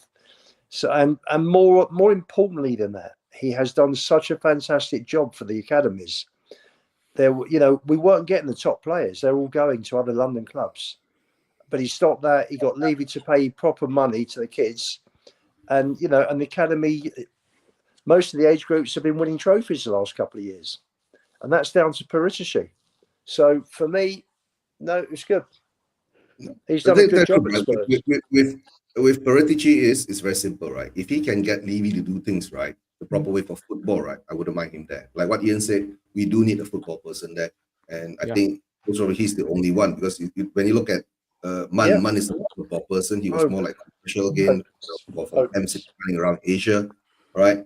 And then of course we talk about Lange. Lange was I tell you a Villa reject, right? That's why they got rid of him and we got him, right? So I know I used to have my doubts of Paratici, but like what Ian said, right? If he is a true football person, he would be good for the club. But I mean, you have to take him, man. Compared to but Lange, I heard now maybe he doesn't want to come, right? Because he was looking at AC Milan. He was there the other day at the ground. He's coming back, I think. He was there. He wouldn't turn up there, would he? AC Milan have taken on someone else. Yeah. But she's not going to Milan. I think he's coming. That's good news. I hope so. I hope so. My concern. Go on, Eugene. No, it's a little different thing. But I was just saying, I read somewhere or heard that Mikey Moore might be leaving next season. That would be a disaster. So hopefully, whoever comes in makes sure that doesn't happen. It's something's gone wrong there, isn't it? with Yeah, Moore and Ange. That's my concern. Something's If gone we wrong. lose him, that's going to be a complete disaster. But I was guys, told. something I has. was told by someone at the last protest who knows the Moors that he is happy at Spurs. Good. So I don't know. So why isn't he I haven't getting actually got. I I wouldn't actually listen. haven't got Do an you know issue what? with I him wouldn't going out listen- on loan. on I loan? wouldn't Yeah. listen. I wouldn't listen to 2 minutes of too much of this stuff. Okay, I feel better. Yeah. That's good to know. That's good to know. Yep, So can we good to know. answer Terry's question here? Because he says, if we don't win the Europa League, what reputable manager will want this poison chalice? I can see another 72-day managerial search coming. I Bloody mean, brilliant. there are always managers who want to take a big job, right? To take a step up, just like a lot of managers would take a United job, because everyone thinks they would be the guy to turn this around. So the problem is we will not be getting a top manager. We'll just be getting another mid-table manager or somebody from Holland or Portugal or whoever who tries to make a name for himself. It's going to be another third Eugene, choice. don't worry. We already been guaranteed we're not going to get another top manager, because I think when Levy got Ange in, he's already told us, right? He's not going to sign any more elite managers because it's going to clash with his ego, right? With all the elite managers that he had, all these managers clash with his egos. So he ain't going to bring in one. He's going to bring in a yes man, another yes man. So most in the end, to tell the truth, we might end up with a manager from the Malaysian Super League. Yeah, but it's not even about the name for me. I just want the hire to match the club's strategy. If we're going all youth, bring in the project manager who can manage the youth. If you bring in somebody like Conte, give him some players. You cannot do what we've been doing. So it's going to be interesting who comes in. But I just don't see a big name coming here. I just think for me, we've tried the win now managers. They haven't worked. We've tried the likes of Ange Postecoglou. That's not worked. I think the position we're in, 16th in the Premier League, we need a manager that's going to get us back into that top six, maybe challenging for top four. And once we're there, then we can maybe look at another top manager. So for me, just when we got Pochettino, where did he come from? Southampton. He wasn't rated as a top manager. They don't have to be massive names. Let's just get someone in who can do the job properly, and let's see what he can do. But anyone right now has got to be better than Ange Postecoglou. Yeah, but look at United again. If you look at Amorim, now a lot of fans want him out, and any of us would have taken Amorim a couple of years ago. So I think a lot of it is not even the manager himself; it's the state of the club, the transfer strategy. So I just feel like teams like us or United, it doesn't matter who we bring in. Unfortunately, they will fail based on external factors, right? Like Amorim is a good manager, but he's struggling due to the players that they have. Same thing with us. We'll bring in Silva or Frank or Xavi, whoever else. But if things don't change, if Xavi is the top recruitment manager, doesn't yeah. change, they'll be set up to But fail. Eugene, Yeah. where do you rate this squad? Where should we be with this team in With the a good league? manager, probably eighth. Is that I it? just feel Eighth? like if you look, we don't have any game changers, bar maybe Son No, we on his were day. to So tell the what truth, are right? Nottingham Forest doing in third place then? Or whatever they are, sixth now We because finished another last game. season. We finished last season fifth, right? We were a good manager that we had, right? Right? I think we'd be higher than eighth. I think we'd be knocking down on fifth. Because Eugene, Nottingham Forest, they've been in the top four most of the season. So But how their they done? attack is miles ahead of ours. But I agree, Nuno is Really? adapting to the strength of the squad, right? But if you look at their attack, I mean, I would take Elanga right now. I just feel like we Chris overrate Wood. our players a bit. Just I don't feel like we're a top five side if you look at the talent. Okay, I think we're sixth, seventh at best. fair enough. That's your opinion, man. And That's my what opinion, anybody yeah. else? Ian, what? Let's go to Ian. Ian, what's this squad? Where should it be with Yeah, a decent coach? sixth, seventh, eighth, around that sort of place, around those positions. I think that's the ceiling. We haven't got enough strength in midfield. You look at Liverpool's midfield. Look at Newcastle's midfield. And we're miles away from that, miles and miles away from that. Yep. So for me, yeah, I think sort of 6th, 7th, 8th is about right. For me, you know, we've got to bring in quite a few players, you know, to strengthen it up. We really do. We'll see. Okay. Let's see what happens. Let's see. You know, they're going to be ducking, and you know, they're going to be wheeling and dealing in the summer. Whole thing's a con. I mean, it's just, you know, there's no. I don't believe there's a shortage of money. You know, they do owe a lot of money. There is 30 million on it purely on interest, I think, going out on the stadium. There's amortized transfers that have got to be paid for as well. So it's not like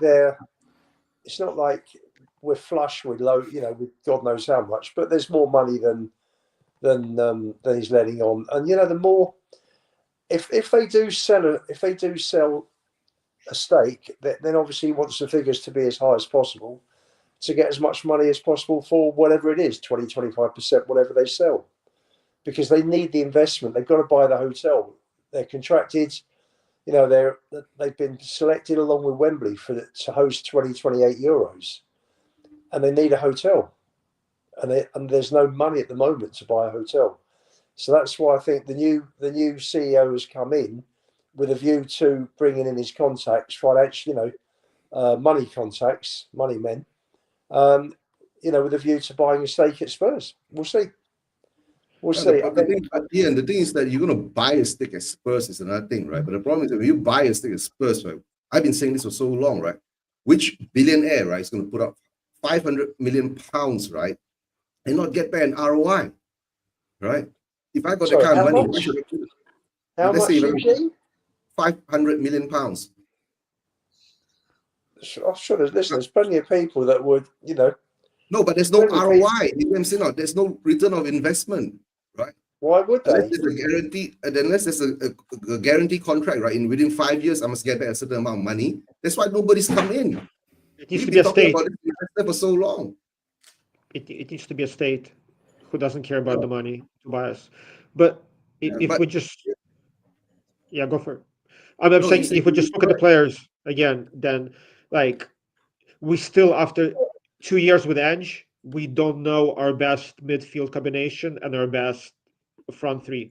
Yeah, because we've got a rubbish manager. That's why. Well, it's manager, but it also shows you that nobody other than Bergvall this season made a mark and said, this is where I'm going to play every single day. We just don't have the talent that obvious. No, I disagree. I just think it's so hard to judge these players on this season under Ange. Yeah. I don't think we can properly judge them until we got a new manager in charge. So many of these players are so much better than what they're showing. But based on what? Basuma's not like, based on what? How do you know? Based on, well, we've seen Romero for the last 5 years at Spurs. He's been better than what he's showing this season. Okay, but what else? Porro's been better. Doggy's falling off a cliff. Poirot has been shocking under Conte a few games. I mean, Poirot. He was shocking the first game. He wasn't shocking after that. Bentancur played really well. Suddenly he's dropped off a cliff. Everyone's saying it's his injury, but he still manages to play well for Uruguay. Yet when he plays for us, he's rubbish. I disagree. Like Lo Celso, Madison, like other players that we have. Kulu dropped off a cliff. I mean, I watched Bentancur for Uruguay because I was interested too. He wasn't anything special. I think he didn't start maybe 1 or 2 games. I think we have a lot of good players. Like Bentancur is a good player, right? We have a lot of good players, but we don't have a lot of top game changers. Bentancur, I would love to keep him. He's a good squad player. He's not, for me, he's not a top midfielder. He's not. But we're better than 16th, right? He's not a. No, I agree. I'm just saying he's not a starting midfielder for a top 4 side in this league. We definitely should not be 17th. We should be, like I said, 7th or 6th maybe. But this is the same Bentancur that got us into the top 4. Yeah, I just don't think they're top 4 players, in my opinion. No. We're not. I could be wrong. No, we're not. We're not. The squad's not strong enough for top 4. Really They're isn't. just Is not is consistent Nottingham enough. Forest squad strong enough for top 4 then, Ian? No, but they're drilled. They're coached. Mum wants to try. Yep, they're coached. So why couldn't that happen with Spurs It'll be on It 100. could this be. season? Must be. Sorry, say again, Dan. Sorry, I lost you then for a So second. why couldn't that happen with Spurs? If you had a good coach, you well drilled the side, a couple of good signings, why couldn't we challenge next season for like top 5? We need more than 2 good signings. But you just said Nottingham Forest. They've done it. But their squad, I think, is possibly as good as ours. But they're better drilled. Yeah. So that's You know, my you know point. what it is? It can happen. Dan, you know what it is? If you look at Romero van der Ven, Yeah. Romero has a chronic quad issue. Van der Ven has hamstring. If you look at them, they played half of their games for us in 2 seasons, I believe, or like Yeah. 50 something percent.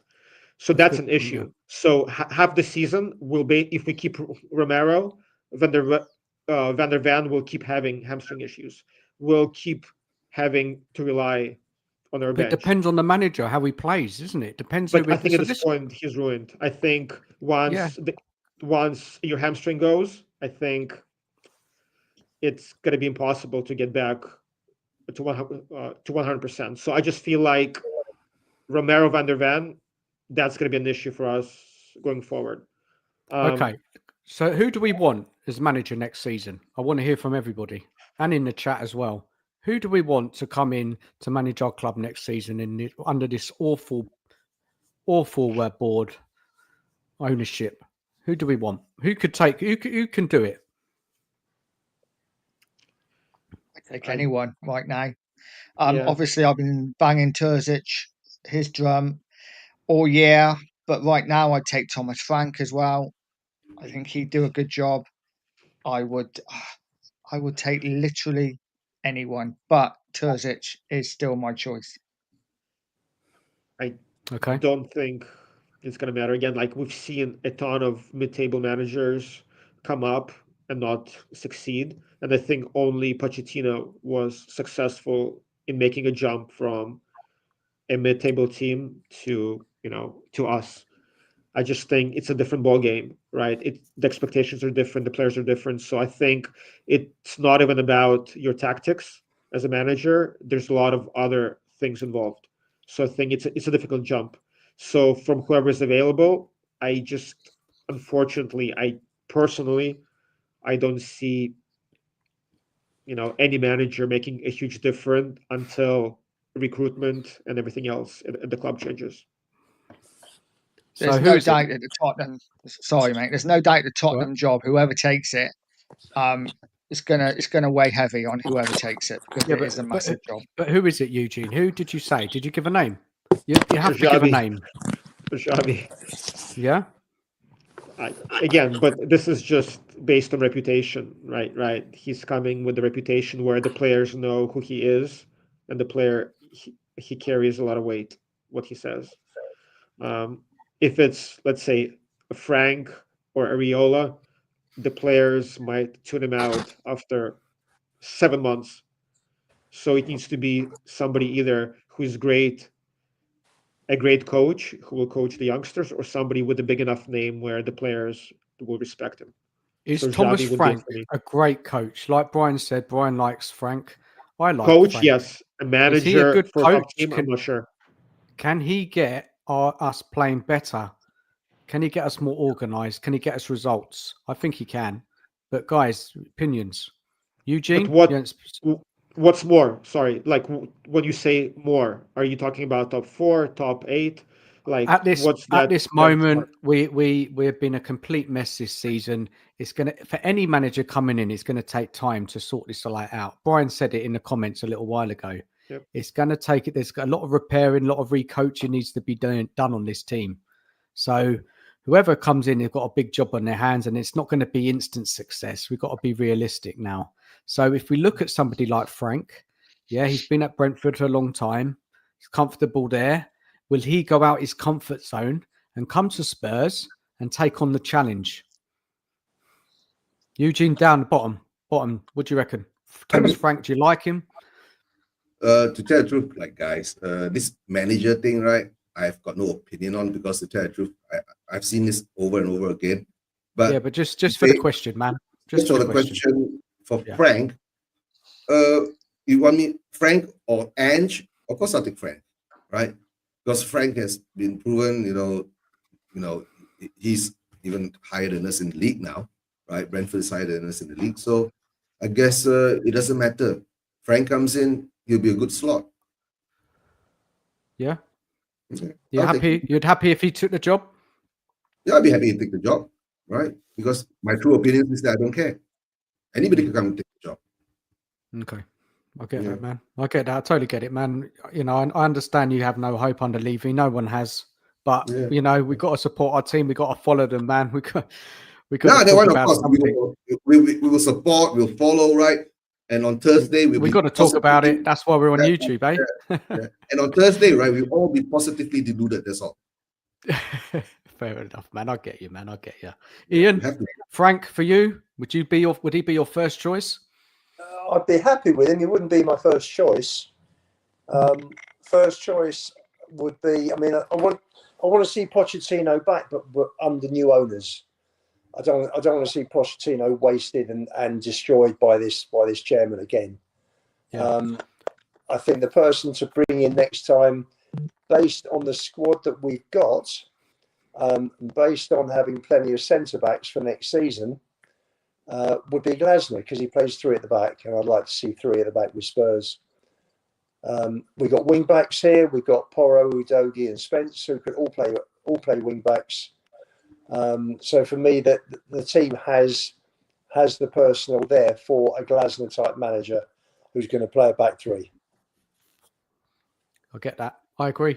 I think Glasner, for me, is a good shout. If that's who we're looking at in the Premier League, these are the managers in the Premier League. So you've got Silva, Glasner, you've got Ariola, obviously Frank. These are the realistic managers that we could get, if we come in with an offer.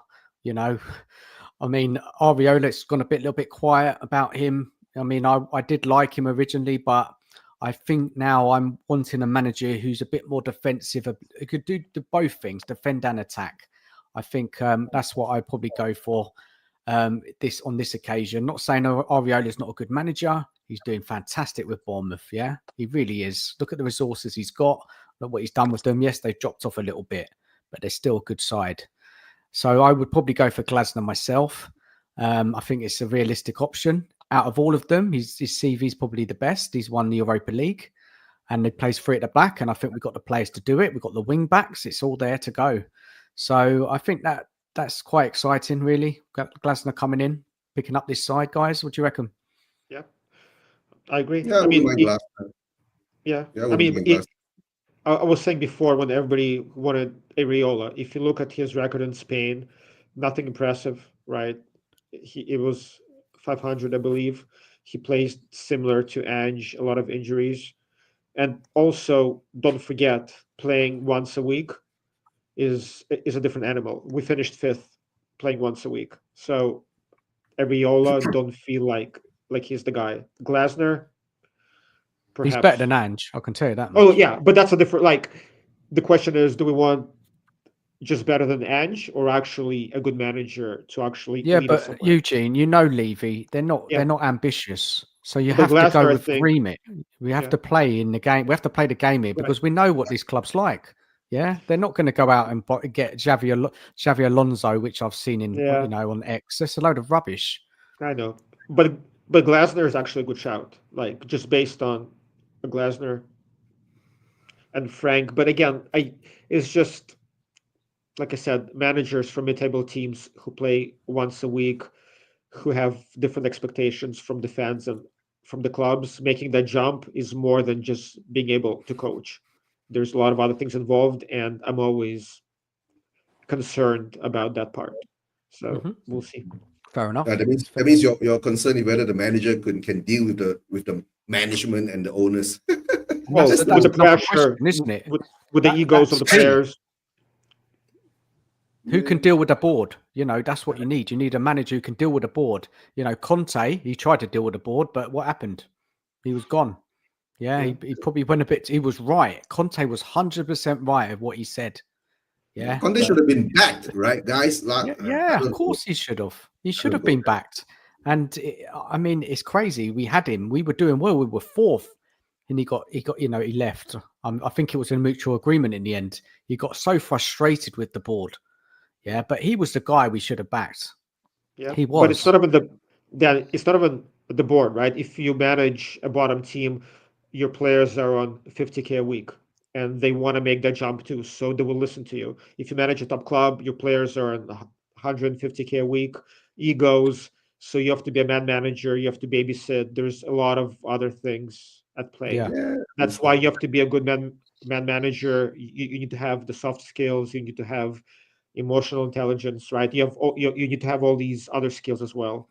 And I'm not sure out of all these managers who are obviously good coaches, who has that, all those attributes. Yeah, so you need a manager who can speak up to the board, because Ange, she's not doing nothing. He said, yeah, the recruitment at Spurs is great. We're going to continue this path. All good. I mean, come on. Yeah, Yeah. you need a manager to say, no, we need to buy some good players. We need to buy some experienced pros. But we all know Levy won't do it, and he won't spend the money, won't break the wage structure. But you need a manager coming in questioning the club. Yeah, you have to. And whoever we're talking about, Glasner, can he do it? Will he speak up?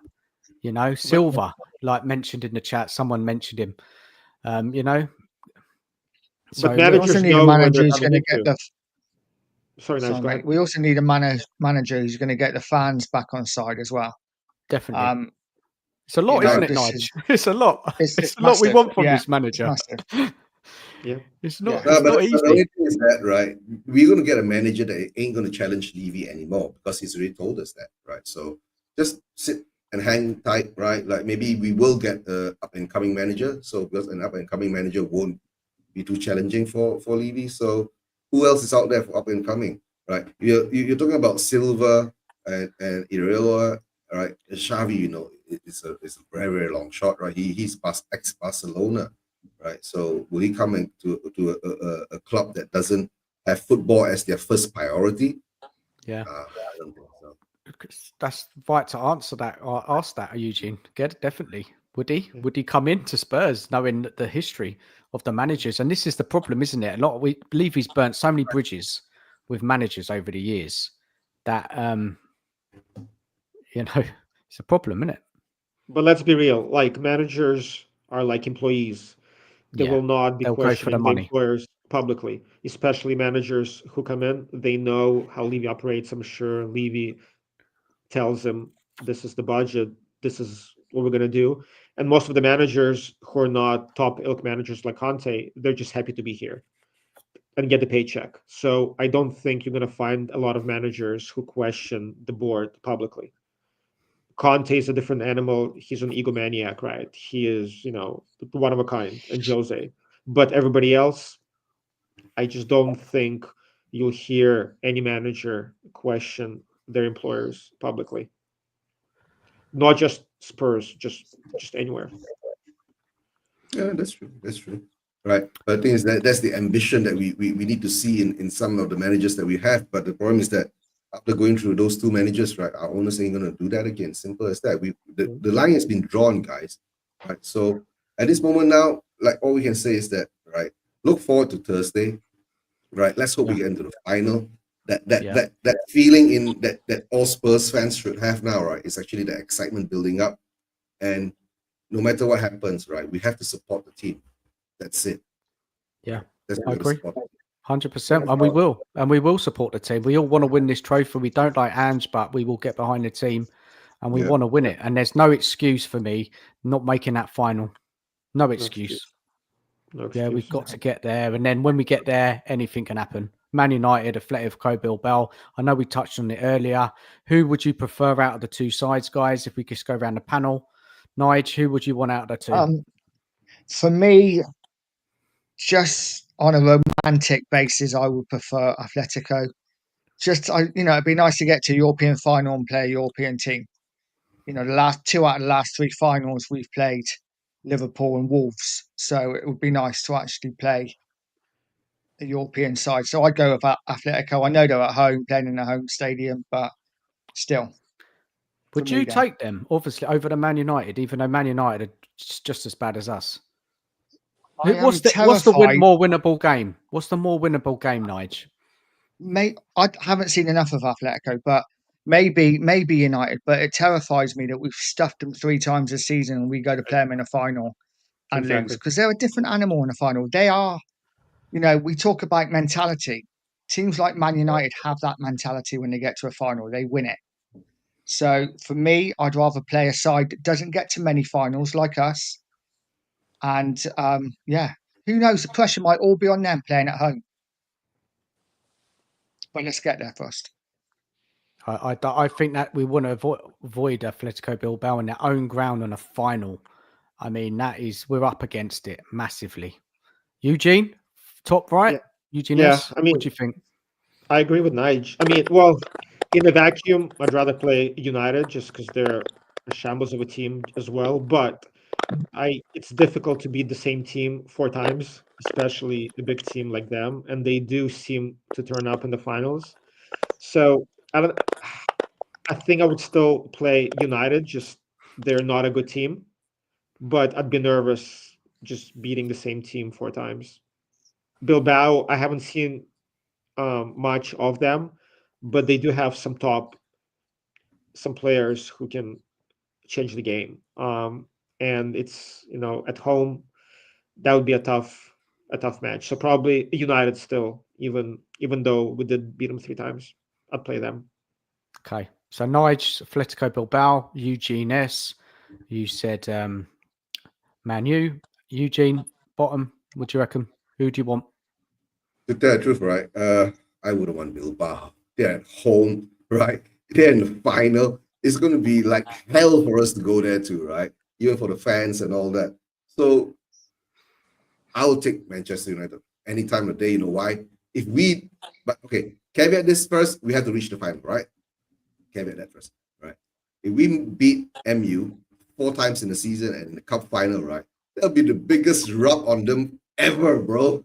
I'll take MU all day long. Okay, Ian, who are you taking in the final?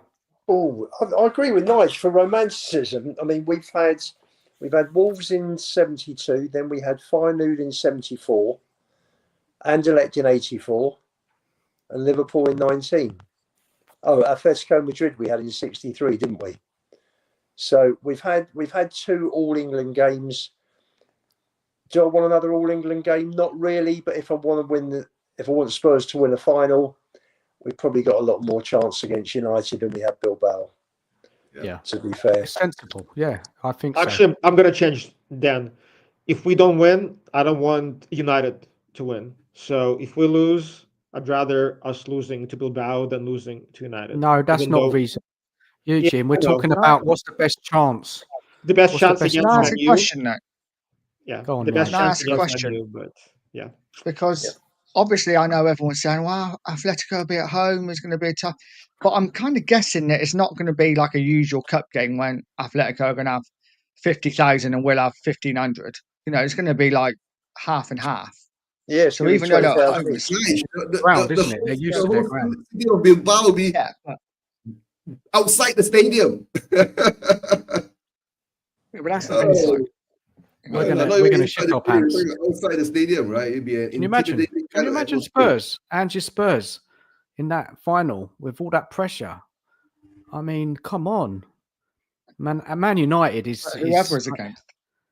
Yeah, I mean, like Mr. K, he says we would lose 100% against any Premiership team in a final. Don't know yet. When he lost, my fact is true, right? But United are a bad team, so we lost to Liverpool. Yeah, they are a bad team. They're a terrible Ian, team. I've got a question for Ian. Actually, while I remember, I was going to ask you earlier, Ian. Sure. So coming into this, the semi-final, maybe making a final. Have you in the years you supported the club? Can you remember a Spurs team being this bad in this position? Never. I think this goes back to the first question you asked tonight, Dan. Go on. About the excitement of a semi-final at the moment, you know, with the league form being so bad.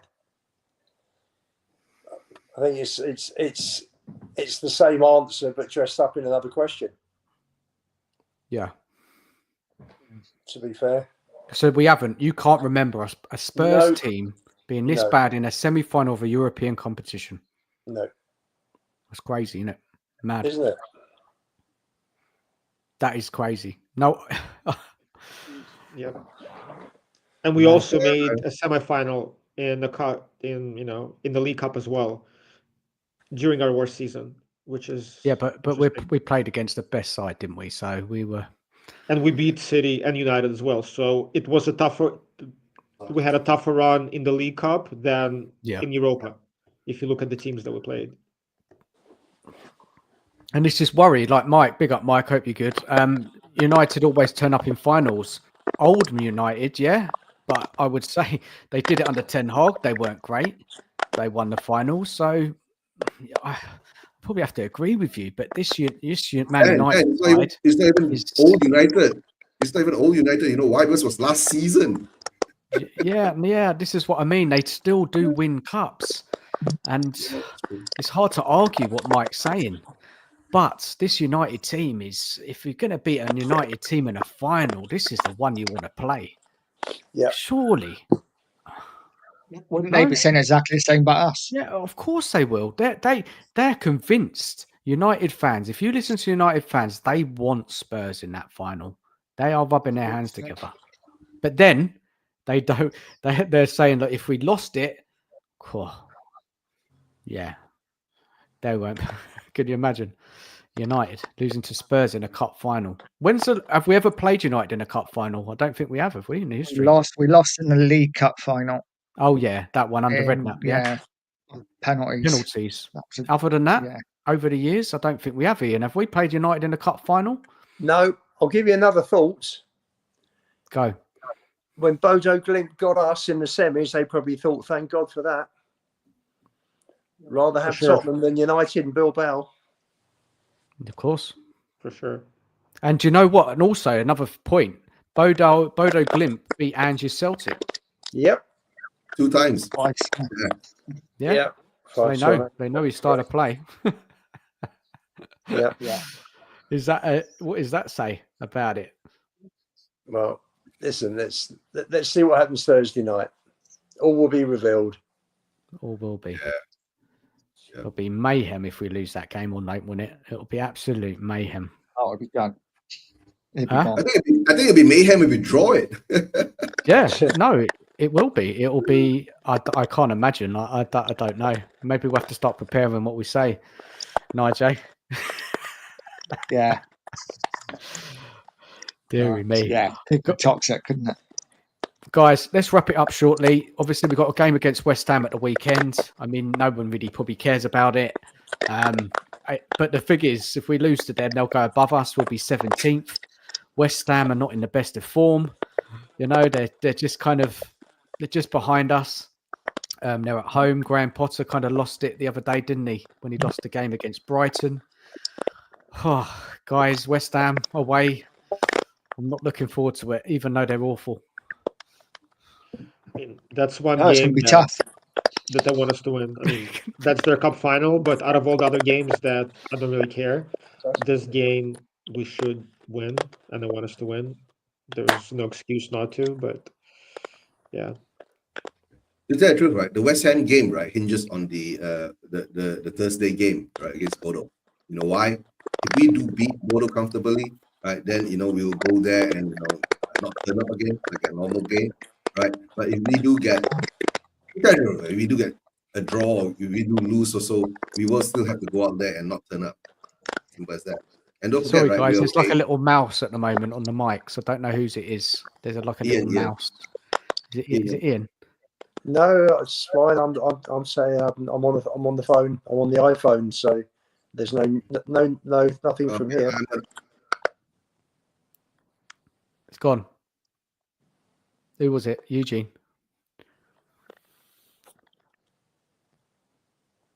Is it me? Yeah. It's you. Yeah, it's me. Yeah. No, sorry, guys. I'll make a move first since that sounds coming from me, right? All I'm gonna say is that, guys, Thursday is important, and let's all get together, support the team, right? And I'm gonna do a positively diluted watch along, right? Join me, right? On Spurs. I might join TV, you, right? actually, man. I might join you for that. Join me, yeah, join me for it, right? And let's be positively diluted. We can have a laugh. I did it with Guy the other day during the Frankfurt game, right? And look where it got us. We won. So let's hope we can get that done again, right, good guys? omen. I gotta make a move, right? Thanks for having me on, Dan. Good to see you, Nige, Eugene S, and of course, Lubo. We'll catch up later, right, bro? Yeah. Take care, guys. Cheers, Eugene. Take care. People, care, subscribe to Eugene if you haven't. We'll get your link up in the chat. Cheers, Right, mate. thanks. Take care of yourself. It's going to be 5 a.m. in Malaysia now. Bloody hell, man. Sleep well, man. Okay, guys. All right, take care. Bye-bye. See you Cheers, guys. Cheers, bye. Cheers. Okay, so West Ham. Man, Ian, what's your thoughts? Are you probably not even thinking about it, are you? All eyes on Thursday. Probably a boring 1-1 draw, possibly. Two poor teams. Yeah, two very poor teams.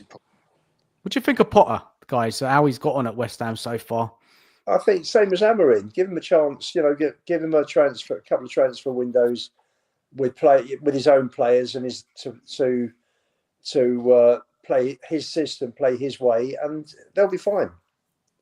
They'll be fine. They're Potter's not decent great, manager. are they? They're even worse under Potter than they were under what's his name? Lopetegui. Yeah, they're not. Lopetegui, They haven't improved at all, have they? No, but listen, it's as I say, it's a new manager. Potter will do okay.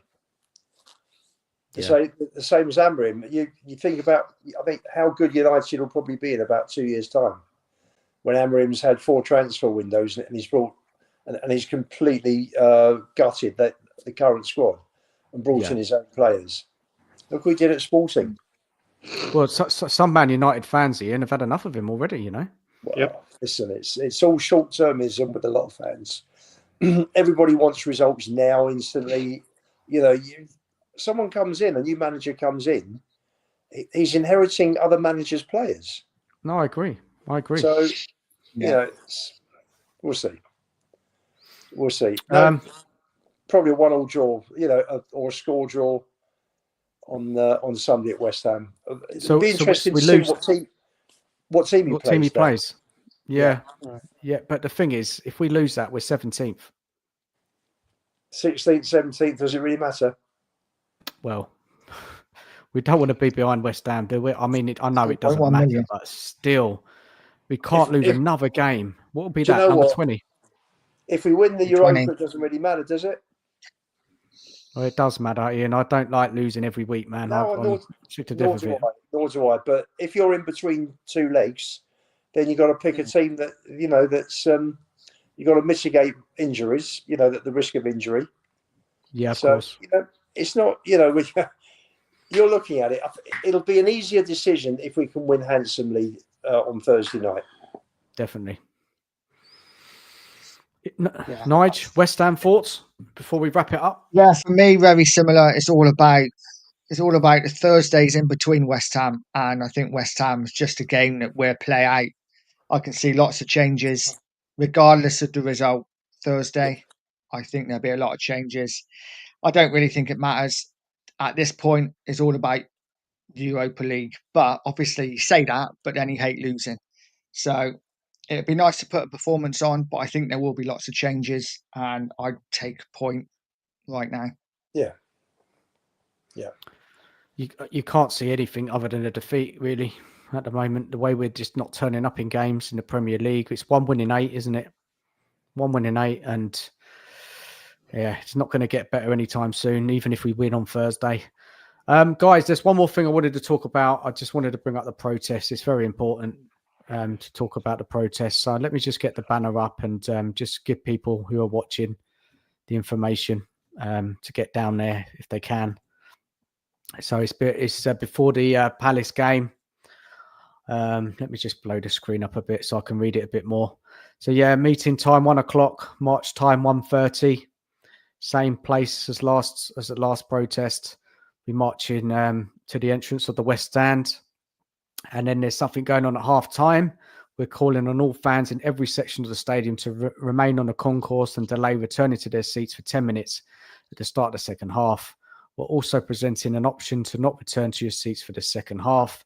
South stand fans are asked to gather on the outside concourse at half time, wave your yellow flags, raise your scarves, and chant together in unity. East Northwest stands. If you're able, please join fellow fans on the South stand outside the concourse at half time. If not, volunteers will be there internal concourses of stands to lead the process and chants. And a boycott the second half and support local businesses. Some fans are choosing not to return to their seats for the second half, including heading to local pubs to continue the protest and create a party atmosphere. Change for Tottenham is to touch with local businesses, and we're hopeful some will offer incentives during this time. More details to follow. Guys, thoughts on the protest coming up before the Palace game? Yeah, whatever helps, whatever puts pressure on him is a good thing. Yeah. Yeah, I mean, especially given the news that's coming out of the club right now, as far as the transfer budget and everything that's happening and all the changes and the potential changes, it's critical for the fans to be heard, because right now is the time. Yeah. Agreed. Just hope the numbers Absolutely. are more, don't we? We just hope there's more people this one. I mean, there's so many fans going into that stadium. You just hope that more get on board with this and challenge, and we will see, right? Yeah, you just want every protest to get a little bit bigger every time, and there's no doubt it's having an effect on Levy. I think he's got to be noticing it. Whether it does anything is another question, but yeah, if everyone can get down there who can get down there, that would be fantastic. There's an update there. Sorry, I missed this. Driving my Hyundai, they've updated it saying don't go to the South stand from other stands. Thank you. Going to get down there, Nige? I mean, I know it's a bit far from you. I won't be at this one just simply because it's my weekend with my little girl, so I can't take her with me, sadly. I'm going to try and get down there myself. Definitely got to get down there. We've got to do something. We've got to keep it going. I hope it keeps getting bigger and bigger. So guys, for everybody who's watched the show tonight, much appreciated. Thanks for all your comments. I want to say a big thank you to Ian for jumping on tonight. Much appreciated. Pleasure. Eugene as well. Thank you so much for coming on. And Eugene also, who came on earlier. Guys, any final thoughts before we shut the show down? I know it's all about Thursday. Let's hope we do it. Let's hope we get to a final. Yep. Come on, you Spurs. Just do it. Hopefully they can do it for the fans, for us. Forget Ange players. It's all about the fans. European week has started well with PSG winning 1-0 at the Emirates. So that's good. Great result. Yep. Yeah. Fantastic. Yeah. That's fantastic. Tottenham win, Arsenal lose. Happy days. Perfect week. That's what we need. That's what we need. That's what we need. Guys, thank you everyone watching. Enjoy the rest of your evening. If you haven't subscribed, please do. Please go over to Nige's channel as well and subscribe to him. I will be back next Tuesday, 7:30. Beyond the Lane episode 32. Hope to see you all down there again. Take care of yourselves and come on, you Spurs. You Spurs.